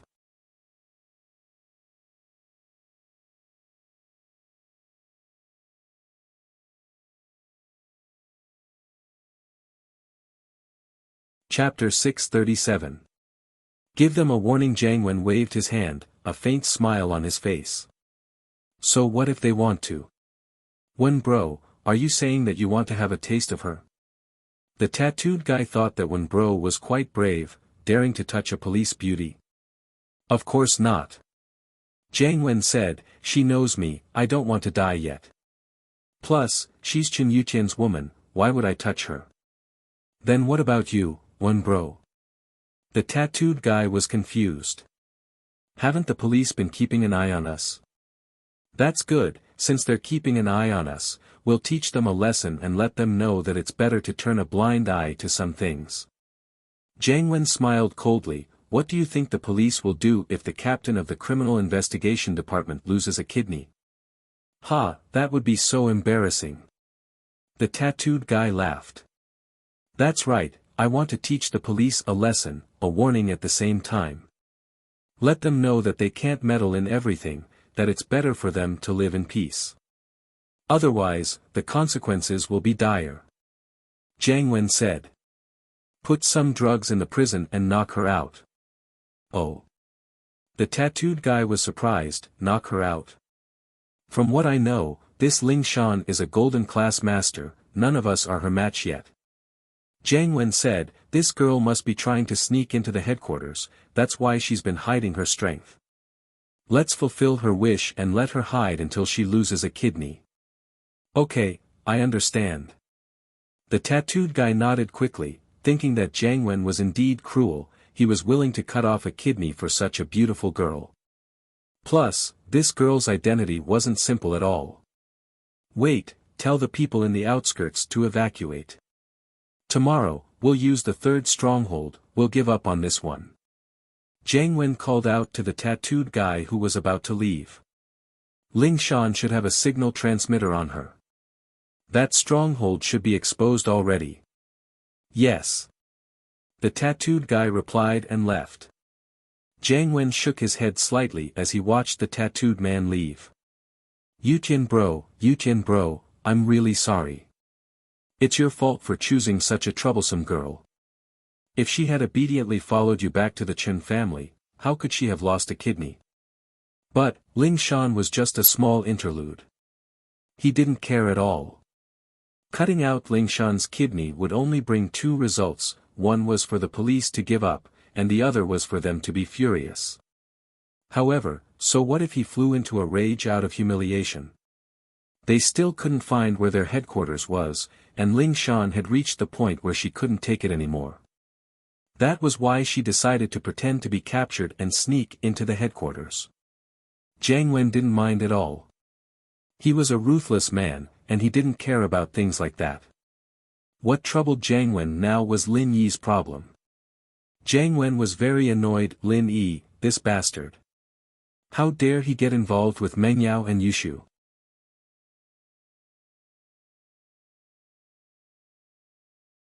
Jiang Wen didn't think that the relationship between Lin Yi and Meng Yao could be that pure. They even kissed, what else couldn't they do? Meng Yao was his wife, and he would never allow Meng Yao and Lin Yi to be together. Jiang Wen's feelings for Meng Yao came from the bottom of his heart, and it was almost perverted. This was his dream since he was young, and that was to marry Meng Yao. Jiang Wen had played with many women these years, and there were beautiful ones, both foreign and domestic, but he still couldn't forget about Meng Yao. This was a stubbornness in his character. Even if Meng Yao and Lin Yi had already done something, he would still bring Meng Yao home. Even if he had to put her there every day, he would make her his. Of course, if Meng Yao was still a virgin, Jiang Wen would let bygones be bygones. Lin Yi, how do you want to die? A cold smile appeared on Jiang Wen's lips. This was the smile he had every time he was about to do something bad, since you don't know what's good for you, then don't blame me for what I'm about to do. Your kidney is mine now. When Ling Shan's signal disappeared, Lu Wangli and the others felt that something was wrong. Without hesitation, they sent people to where Ling Shan's signal disappeared. It was a deserted area, and there was an abandoned factory not far from the empty road.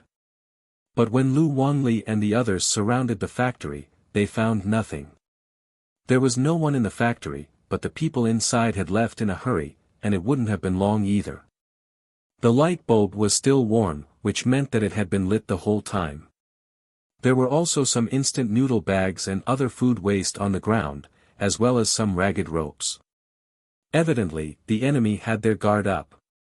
But it was precisely because of this that Lu Wanli was even more worried. This meant that the enemy must have seen through Ling Shan's identity and fled in a panic, and the signal transmitter on Ling Shan must have been destroyed as well. With that thought, Lu Wanli started to panic. He hesitated for a while before calling the director, Yang Huijuan. "Director Yang, I'm Lu Wanli from the Criminal Investigation Team. Are you asleep?" It was already midnight, and Lu Wanli was afraid that Huijuan was already asleep. "I just slept."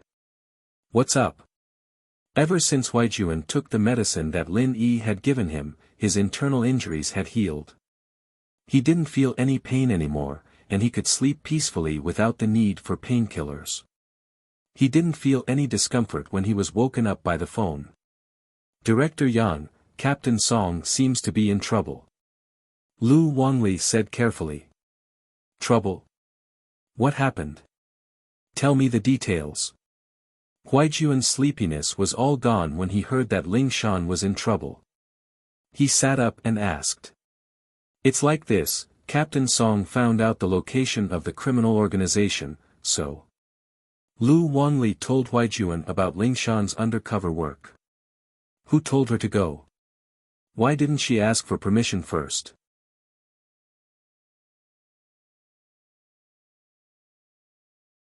Huijuan was furious after hearing Lu Wanli's words. It was Captain Song's decision. "I thought she'd asked for permission already." Lu Wanli sweated. He was the captain, and it was Ling Shan who reported this to Huijuan. He couldn't just skip his rank and report to Huijuan, could he?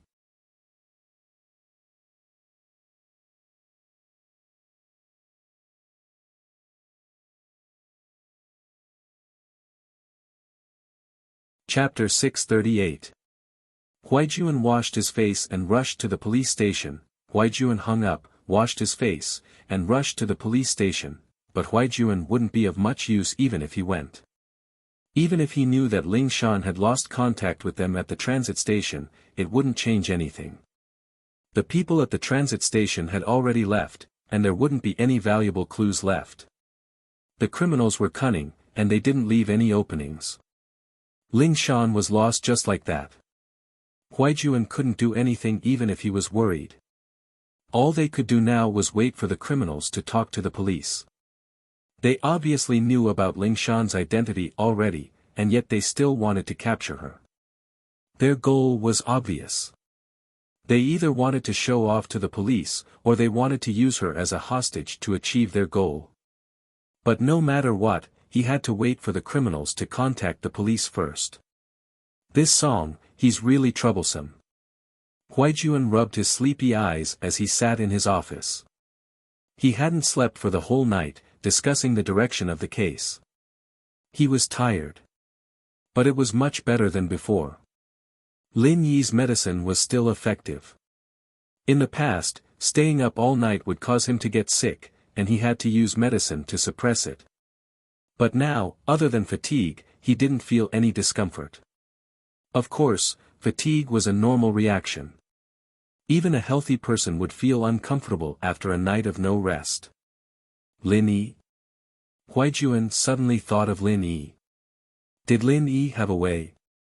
If there was a way to find Ling Shan, then perhaps only Lin Yi could do it. She just didn't know if he would help. Huijuan smiled bitterly. It seemed like he still had to trouble Lin Yi. After some hesitation, Huijuan dialed Lin Yi's number. Huijuan always felt awkward calling Lin Yi that. He still wanted to call Lin Yi Eagle or Captain. He wasn't used to the name Yi. "Jun bro, what's up?" Lin Yi drove to the hospital to pick up Tang Yun. He received a call from Huijuan just as he was about to drive off. Song was probably captured by the kidney trafficking organization.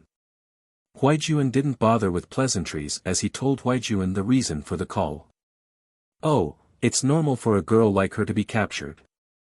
Lin Yi wasn't surprised at all. In fact, he thought that it was normal. He wouldn't have called her yesterday if he knew she was that reckless. She's a little reckless, but young people are all impulsive. Huaijuan smiled bitterly. It's like this. Song received a tip yesterday, and found out where the criminals were, and, oh, I know that. I was the one who told her about Bin Village. Lin Yi interrupted Huaijuan's words. Did she go there herself, and was caught trying to infiltrate the enemy lines, and couldn't get out after that? Huaijuan was surprised. He didn't know that. Huaijuan was a bit surprised. He didn't think that Lin Yi was the one who told Ling Shan about this.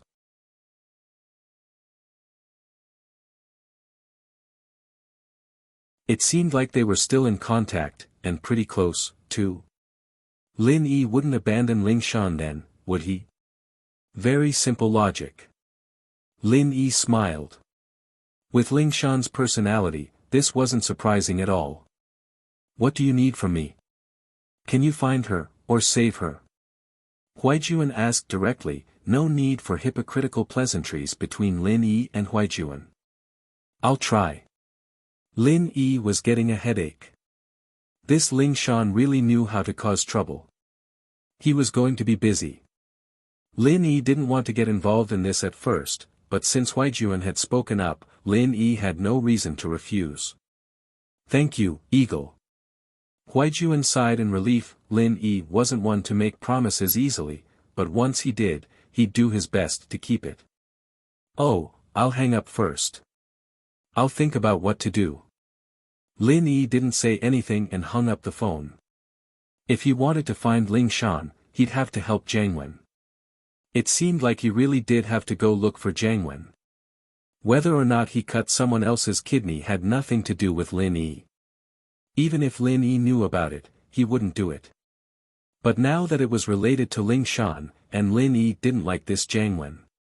He could see that the miss was annoyed with him, so he'd have to take care of him. What's wrong? Are you okay? Tang Yun heard the gist of it, but she couldn't hear it clearly, so she asked worriedly. It's nothing, a friend went missing and asked me to help look for her. Lin Yi said. Let's ignore her for now. Let me take a look at your head. It's almost healed. Tang Yun was a little shy, avoiding Lin Yi's gaze. She lowered her head, not daring to look at him. Oh, not bad. There aren't any scars left. Otherwise, it wouldn't look good in the future. Lin Yi was satisfied with his medicine. If there's a scar, will you still want me? Tang Yun really wanted to know the answer. Your worry is unnecessary. It can be removed even if you keep it, Lin Yi said. Oh. Tang Yun was a little disappointed. She didn't hear the answer she wanted. She didn't know why Lin Yi liked her. Was it because of her looks or something else? It was a very uneasy feeling. But Lin Yi didn't understand girls and didn't notice Tang Yun's disappointment. Right, how's the relocation of the slums going? Lin Yi asked. It's temporarily stopped. I heard from Lu Xinwen that there's no news. A lot of people are waiting and watching. Tang Yun couldn't help but find it funny. They all think that the Qibing skyscraper collapsed because of quality problems. So, they won't even move now. Let's not care about them for now. Lin Yi wasn't too interested in whether Zhao Qibing would demolish the buildings or not. However, he could look for him and ask for some compensation. Why don't you go to school with your employer? Tang Yun was still very vigilant towards Meng Yao and Yushu. There are people who pick them up. Lin Yi shrugged. Oh, when do you want to stay? Tang Yun asked. I'm not sure. It depends on my old man.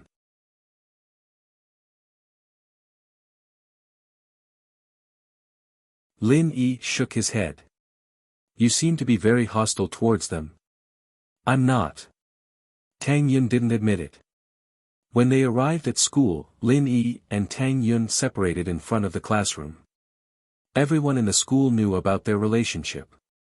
Tang Yun didn't need to avoid them. Plus, with Meng Yao and Yushu's sudden addition, Tang Yun was on high alert.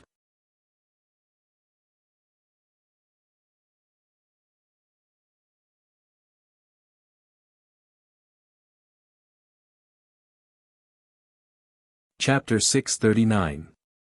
Chapter 639, Tang Yun's sense of danger. If Meng Yao didn't like Lin Yi, why would she ruin her own reputation?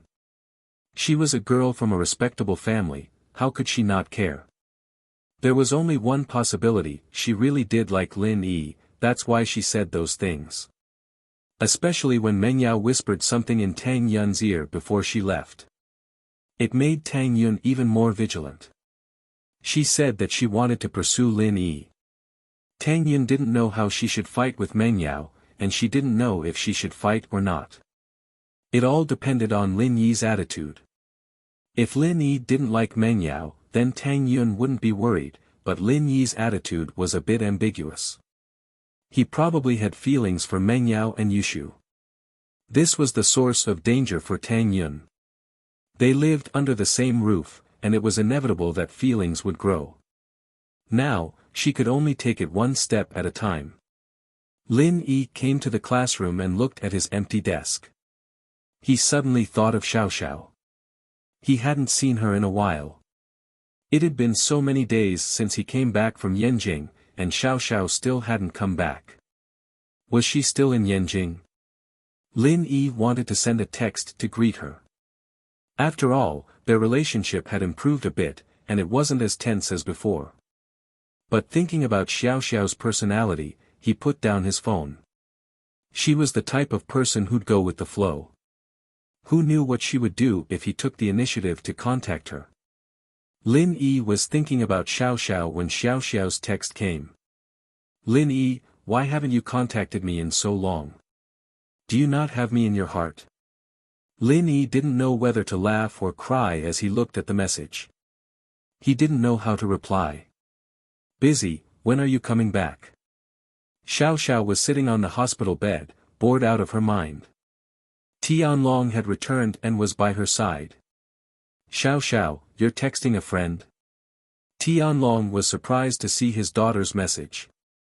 Because Feng Tianlong knew that his daughter didn't have many friends, almost none of whom she could contact through text messages.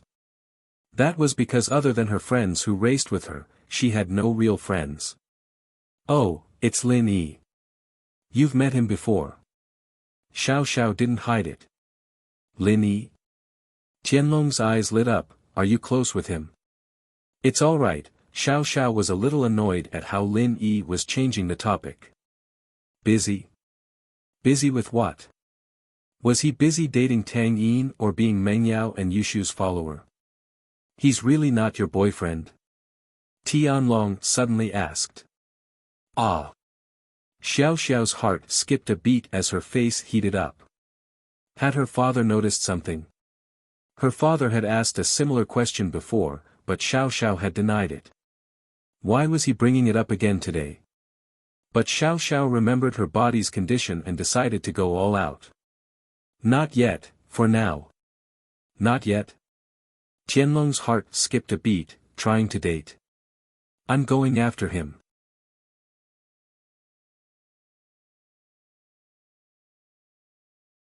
Xiao Xiao never had a good relationship with her father, and she never had the image of a good girl. She'd never had a boyfriend before, but when it came to this topic, she was a little shy at first, but after a while, she was more open about it. Ha, I wish you success. Tianlong wanted his daughter to find a boyfriend even if they didn't get married, they should at least have a child first. He didn't want to lose his daughter and die alone. Having a grandson or granddaughter would be something to rely on. And Lin Yi was someone he liked, so he approved of Xiao Xiao going out with him. It's not success yet, it's not even set in stone yet. Maybe I'll die before I even catch up. Xiao Xiao wasn't worried about life and death anymore. We've wasted so many days of our time again. We could have used that time to come to the hospital every day. The final result isn't out yet, is it? Maybe there's a way. Feng Tianlong didn't have much confidence when he said this. In fact, he already predicted that the result this time would be the same as every other time, but he didn't want to give up until there was a final conclusion. So boring. Xiao Xiao fell back on the bed and continued texting Lin Yi. Lin Yi replied a couple of messages to Xiao Xiao, and it was time for class. He closed his phone and put it in his desk. Xiao Xiao's messages, on the other hand, were like a stone thrown into the ocean. Xiao Xiao was very pissed off. Lin Yi, you're too lazy to even text me, huh? Yao Yao sis, according to my observation, Shield Bro came with Tang Yun today. Yushu used her spy skills again. Oh, Meng Yao replied faintly, what does that have to do with us? Don't mind him. But, aren't you going after Shield Bro? You've already challenged Tang Yun.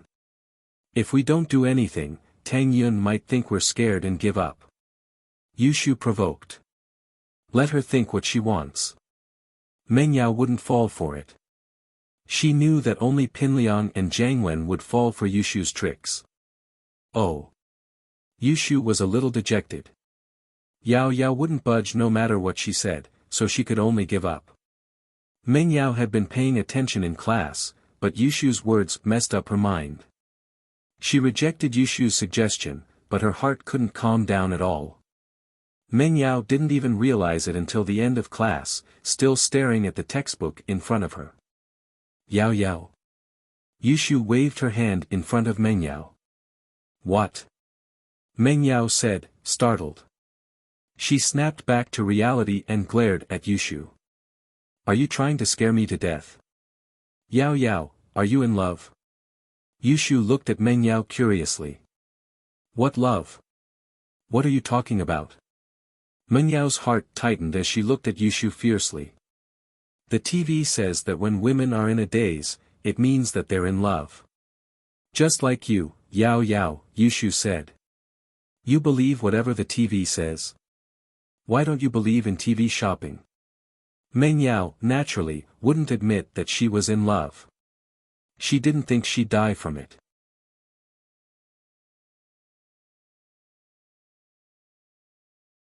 At most, she'd be angry at Lin Yi for flirting with girls while working. It would be forgivable if it was Shu, but it was Tang Yun. Meng Yao was pissed just thinking about it. Oh. Then what were you doing just now, Yao Yao? Yushu asked with a nod.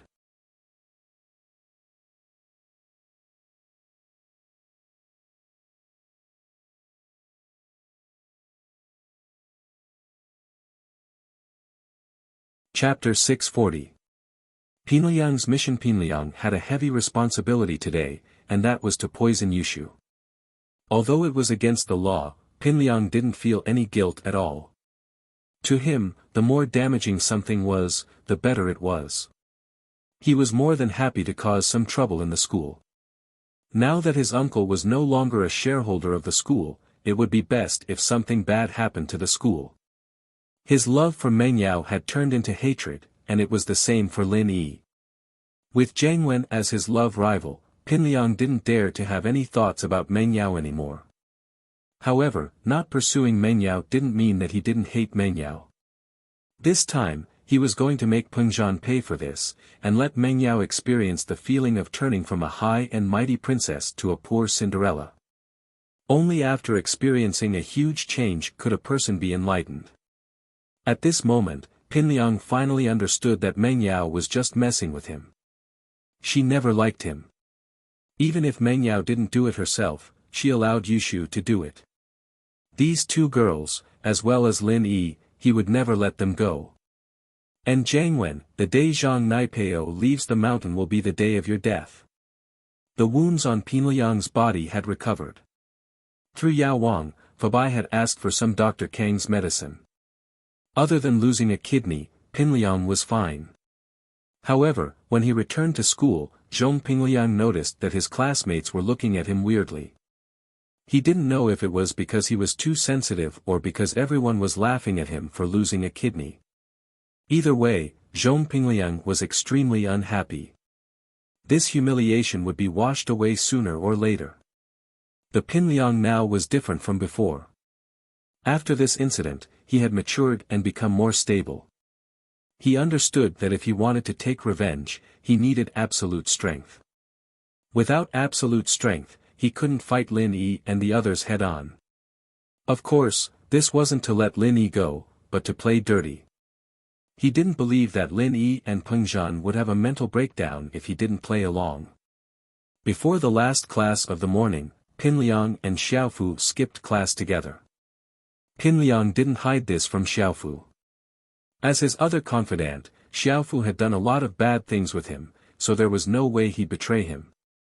"Brother Liang, when the time comes, we'll split up and scatter these things in the cafeteria, right?"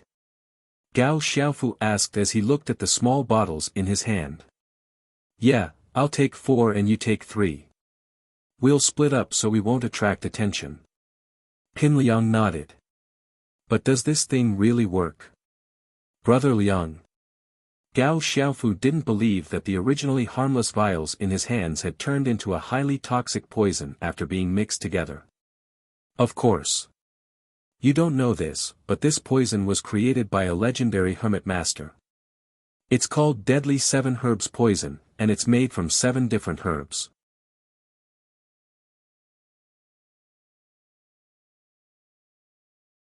It's colorless and odorless, and one herb alone won't have any poison. Only when all 7 of them are eaten together will it turn into a deadly poison. It's extremely secretive, and it's a must-have for murder." Pin Liang said proudly. "Holy sh*t, that's so awesome. If the students who ate all 7 dishes at the same time were to die, wouldn't they?" Gao Xiaofu exclaimed. "That's true. Even if the forensic doctor comes, they won't be able to find anything. If they take out a single dish and test it, there's no poison in it. Even if they send the students to the hospital, there's no antidote. They can only wait for death in the hospital." Pin Liang nodded. "But, we wouldn't be able to harm Peng Zhan if the forensics team couldn't find anything. Even the hospital would be able to confirm that the food wasn't poisoned. Wouldn't the school have nothing to do with the poisoning?" Xiaofu asked, feeling that something wasn't quite right with the situation. "Idiot. Don't you know what's the scariest thing in the world?" Pin Liang said with disdain. "The unknown. Only the unknown is the scariest thing. Why are people afraid of ghosts? Because ghosts are unknown. No one has seen what they look like, so everyone is afraid of them. Similarly, even if the hospital found out that the students ate the poisoned food, how much impact would it have on Peng Zhan? He's a victim, poisoned as well. If he had to pay some money, people might even say that he's a good guy and a victim. But what if there's no poison in the food?" "That's right." Xiaofu understood. "There's no poison in the food, but the students? That's even scarier. So, before this riddle is solved, which parent would dare to send their child to school? What if they get poisoned again? All the parents would band together and make a fuss, and Peng Zhan would be in a lot of trouble." Pin Liang said. "Plus, the hospital didn't even find out the cause of the poisoning, so Peng Zhan would have to take responsibility. The students were poisoned in school, so who else would the parents turn to if not Peng Zhan? He'd have to pay for it." "Ha! You're right. It seems like I'm not as thorough as you, Liang bro." Xiaofu sighed. "Alright, let's go and poison the food. The cafeteria should be ready by now." Pin Liang said proudly after hearing Xiaofu's words. "Alright, let's go poison the food." Before Gubang resigned, Pin Liang was a regular at the cafeteria. He'd come early to eat. He often skipped classes, so he didn't have to wait until the last period to eat. Plus, he was the nephew of the school director, so the cafeteria manager didn't want to piss him off. Pin Liang was spending money anyway, so he just had to open the cafeteria a little earlier. He wouldn't lose anything. As usual, Pin Liang brought Xiaofu to the entrance of the cafeteria. The cafeteria wasn't open yet. Pin Liang knocked on the door of the cafeteria, and a worker came running out. He quickly opened the door and let Pin Liang in.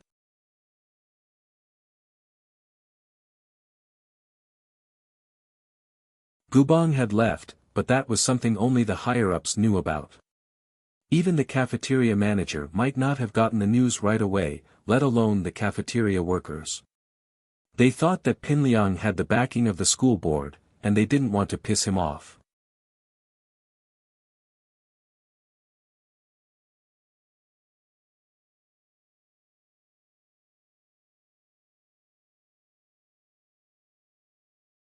Chapter 641. Canteen poisoning. Pin Liang calmed down when he saw that these people didn't seem to know about his uncle's resignation. He waved his hand and said, "I went out to eat a while ago. You go back to your work, I'll go to the kitchen and see what they have today." "All right, Master Zhong." The waiter nodded and went back to his work, ignoring Pin Liang. It wasn't the first time Pin Liang went to the kitchen anyways. The canteen was still preparing to open for business, so the dishes weren't brought out yet. They were all placed in the kitchen. Even if Pin Liang wanted to eat, he would choose the dishes in the kitchen. Pin Liang pushed open the kitchen door and walked in arrogantly. He let out a sigh of relief when he saw that the chef was the only one in the kitchen. Most of the time, the chef wasn't the only one in the kitchen. There were also choppers and bakers, but there was only one dish left today. The others had gone out to help clean up the tables and chairs in preparation for business.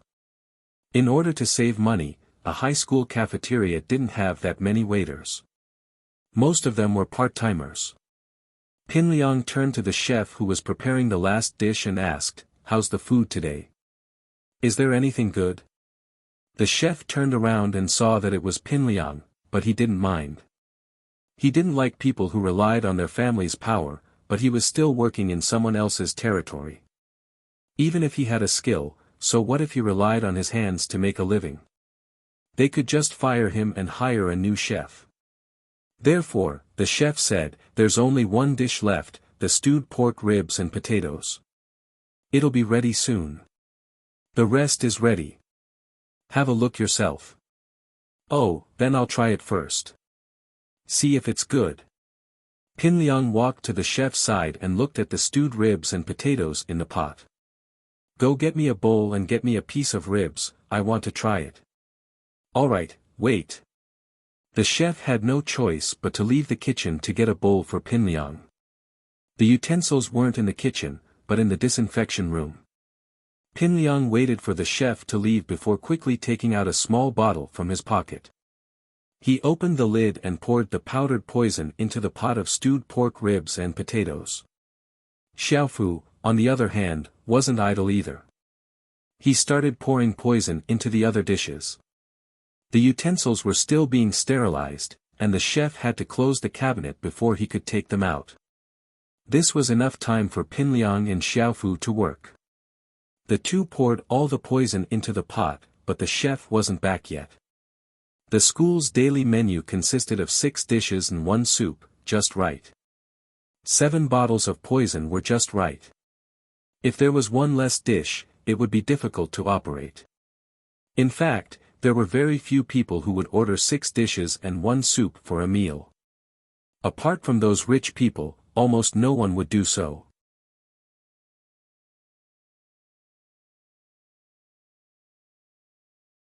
However, many students who were close to each other would gather at a table in groups of 3 to 5.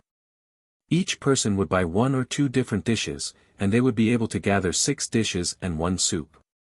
This kind of situation was very common among students, and it greatly increased the chances of being poisoned. When the chef came back with the utensils, Pin Liang was already standing next to the pot of stewed pork ribs and potatoes. He said impatiently when he saw the chef, "Why are you so slow? Hurry up, I can't wait. The utensils are in the disinfection cabinet, it's not convenient to take them out." The chef explained with a bitter smile. "Master Zhong, why don't you try it now?" "Yes, hurry up." Pin Liang nodded and pointed at the pot. "This rib, this one. It's fatty." The chef quickly scooped out the rib Pin Liang wanted and handed it over. Pin Liang impatiently put the rib into his mouth, yelling, "Delicious! Give us 2 portions of this stewed pork ribs and that egg soup. Give us 2 bowls too. 1 dish and 1 soup." The chef looked at Pin Liang, uncertain. Why did Pinliang order these 2 dishes this time? With Pinliang's personality, he wouldn't order everything, but at least 3 or 4. I don't really like the others. Hurry up, get me more meat. Pinliang said impatiently. Okay. The chef realized that Pinliang didn't like the others. No wonder. He quickly got them 2 portions of stewed pork ribs and 2 bowls of egg soup. Pinliang and Xiaofu took 2 steamed buns each and sat down. Liang bro, there's poison in the food, can we still eat it? We can't die, right? Xiaofu was scared and didn't dare move his chopsticks. Fuck, I would have died if I could die. I just finished the ribs. Pinliang curled his lips. Oh, but there's still egg soup, right? We can't be poisoned if we eat both, right? Xiaofu was still worried. You idiot, I wouldn't eat it if I could be poisoned. Pinliang glared at him. Yaowang said that if you eat these 2 herbs together, not only will it not be poisonous, but it can also strengthen the kidney and boost the yang energy. I see. Xiaofu nodded but didn't dare move his chopsticks. Hurry up and eat. We're here to poison the food, and if we don't eat something before we leave, people might suspect us. Pinliang said as he started eating. Xiaofu had no choice but to bite the bullet. After a few bites, he felt that the food was delicious, and there wasn't anything wrong with his body, so he started eating. After eating, Pinliang left with Xiaofu. After all, they had just poisoned the food, and it wasn't good to stay in the cafeteria for too long. Boss, what are you thinking about? Xiaobo turned around to see Lin Yi frowning as the last class of the morning ended. It was lunch break, and Xiaobo asked curiously. It was the last semester of 12th graders, and time was precious.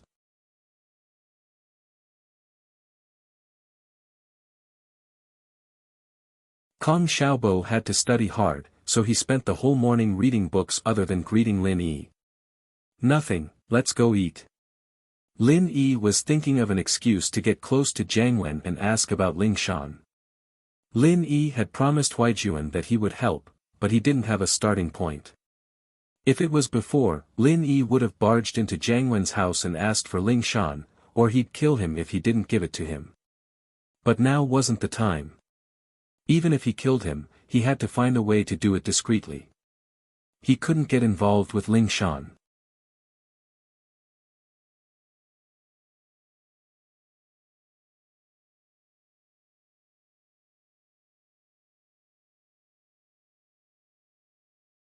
Chapter 642.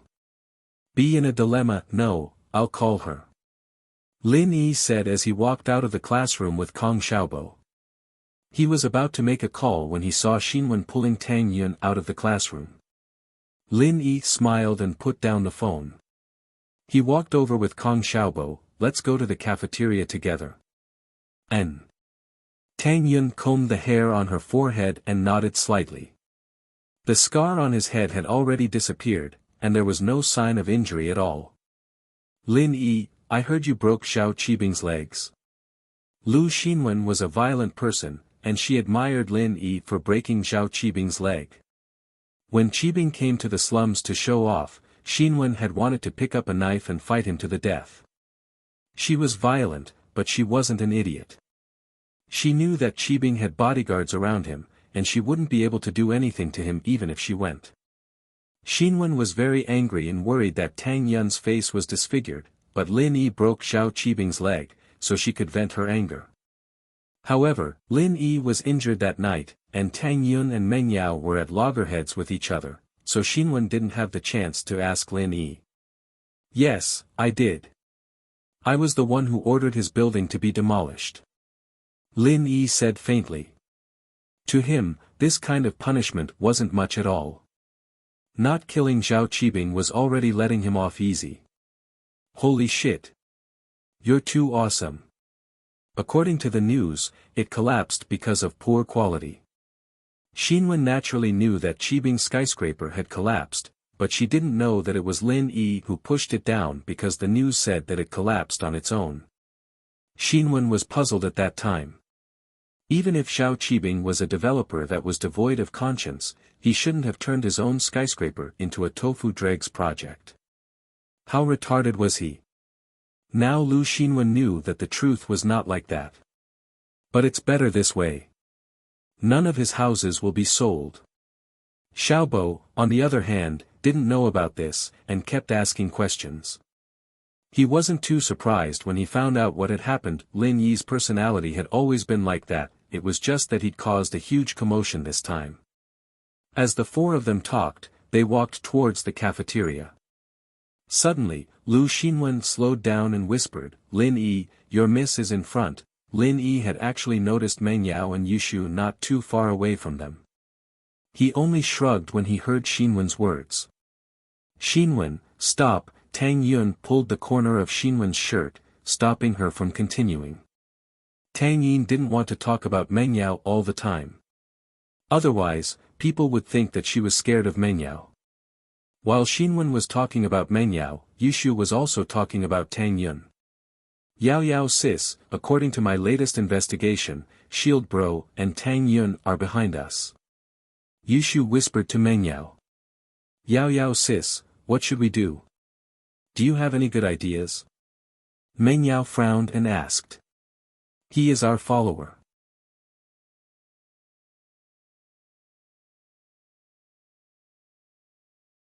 We will ask him to come and eat with us later. He will be our bodyguard." Yushu thought about it and said. Meng Yao hesitated. She didn't agree or disagree. She walked into the cafeteria and said, "Go and order more dishes." "Oh, Yao Yao sis, are you asking Shield Bro to come and eat with us?" Yushu asked. "Don't talk so much nonsense. Go." Meng Yao said. Yushu went and bought a plate of each dish. She also bought 3 bowls of egg drop soup. It was just enough for Lin Yi's portion. The students in the school all knew Yushu. No one fought with her when she went to buy the food. It didn't take long for her to get it back. She placed it on the table.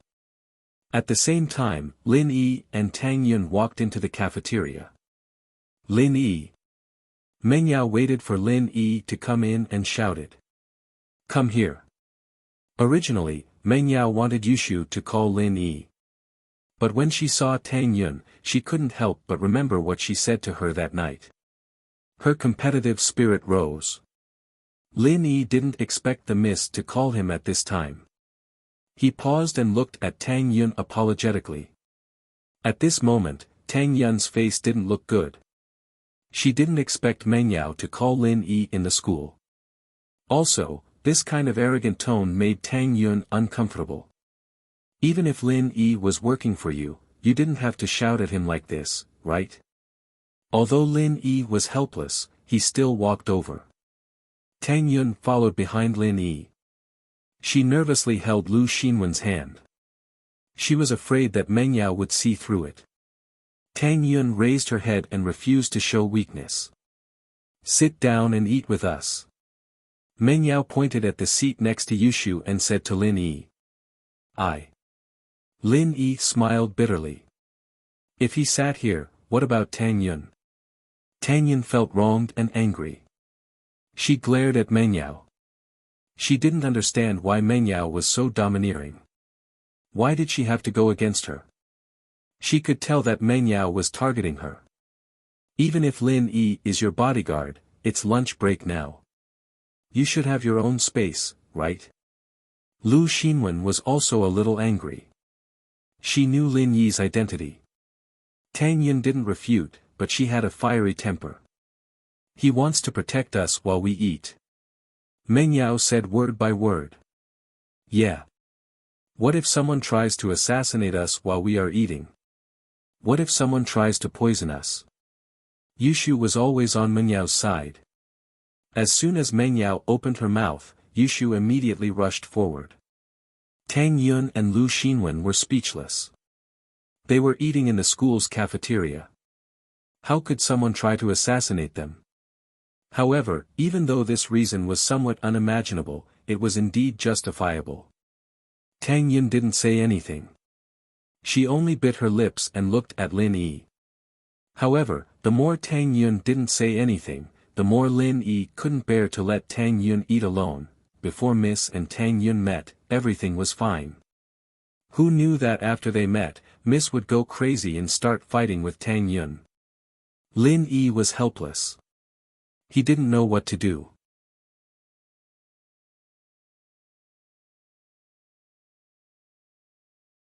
He didn't know how to choose. On one side was his employer, and on the other side was his girlfriend. His phone rang.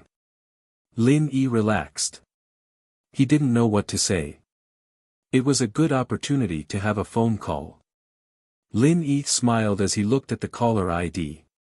He was just wondering what reason he should use to call Jiang Wen, but Jiang Wen called him first. You're tuning in to the Han Li's Wuxia Chronicles YouTube channel.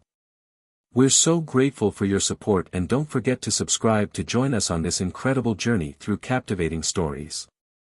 Your generosity through donations truly makes a world of difference, as it's the primary source of revenue that allows me to expand and enhance this channel for you.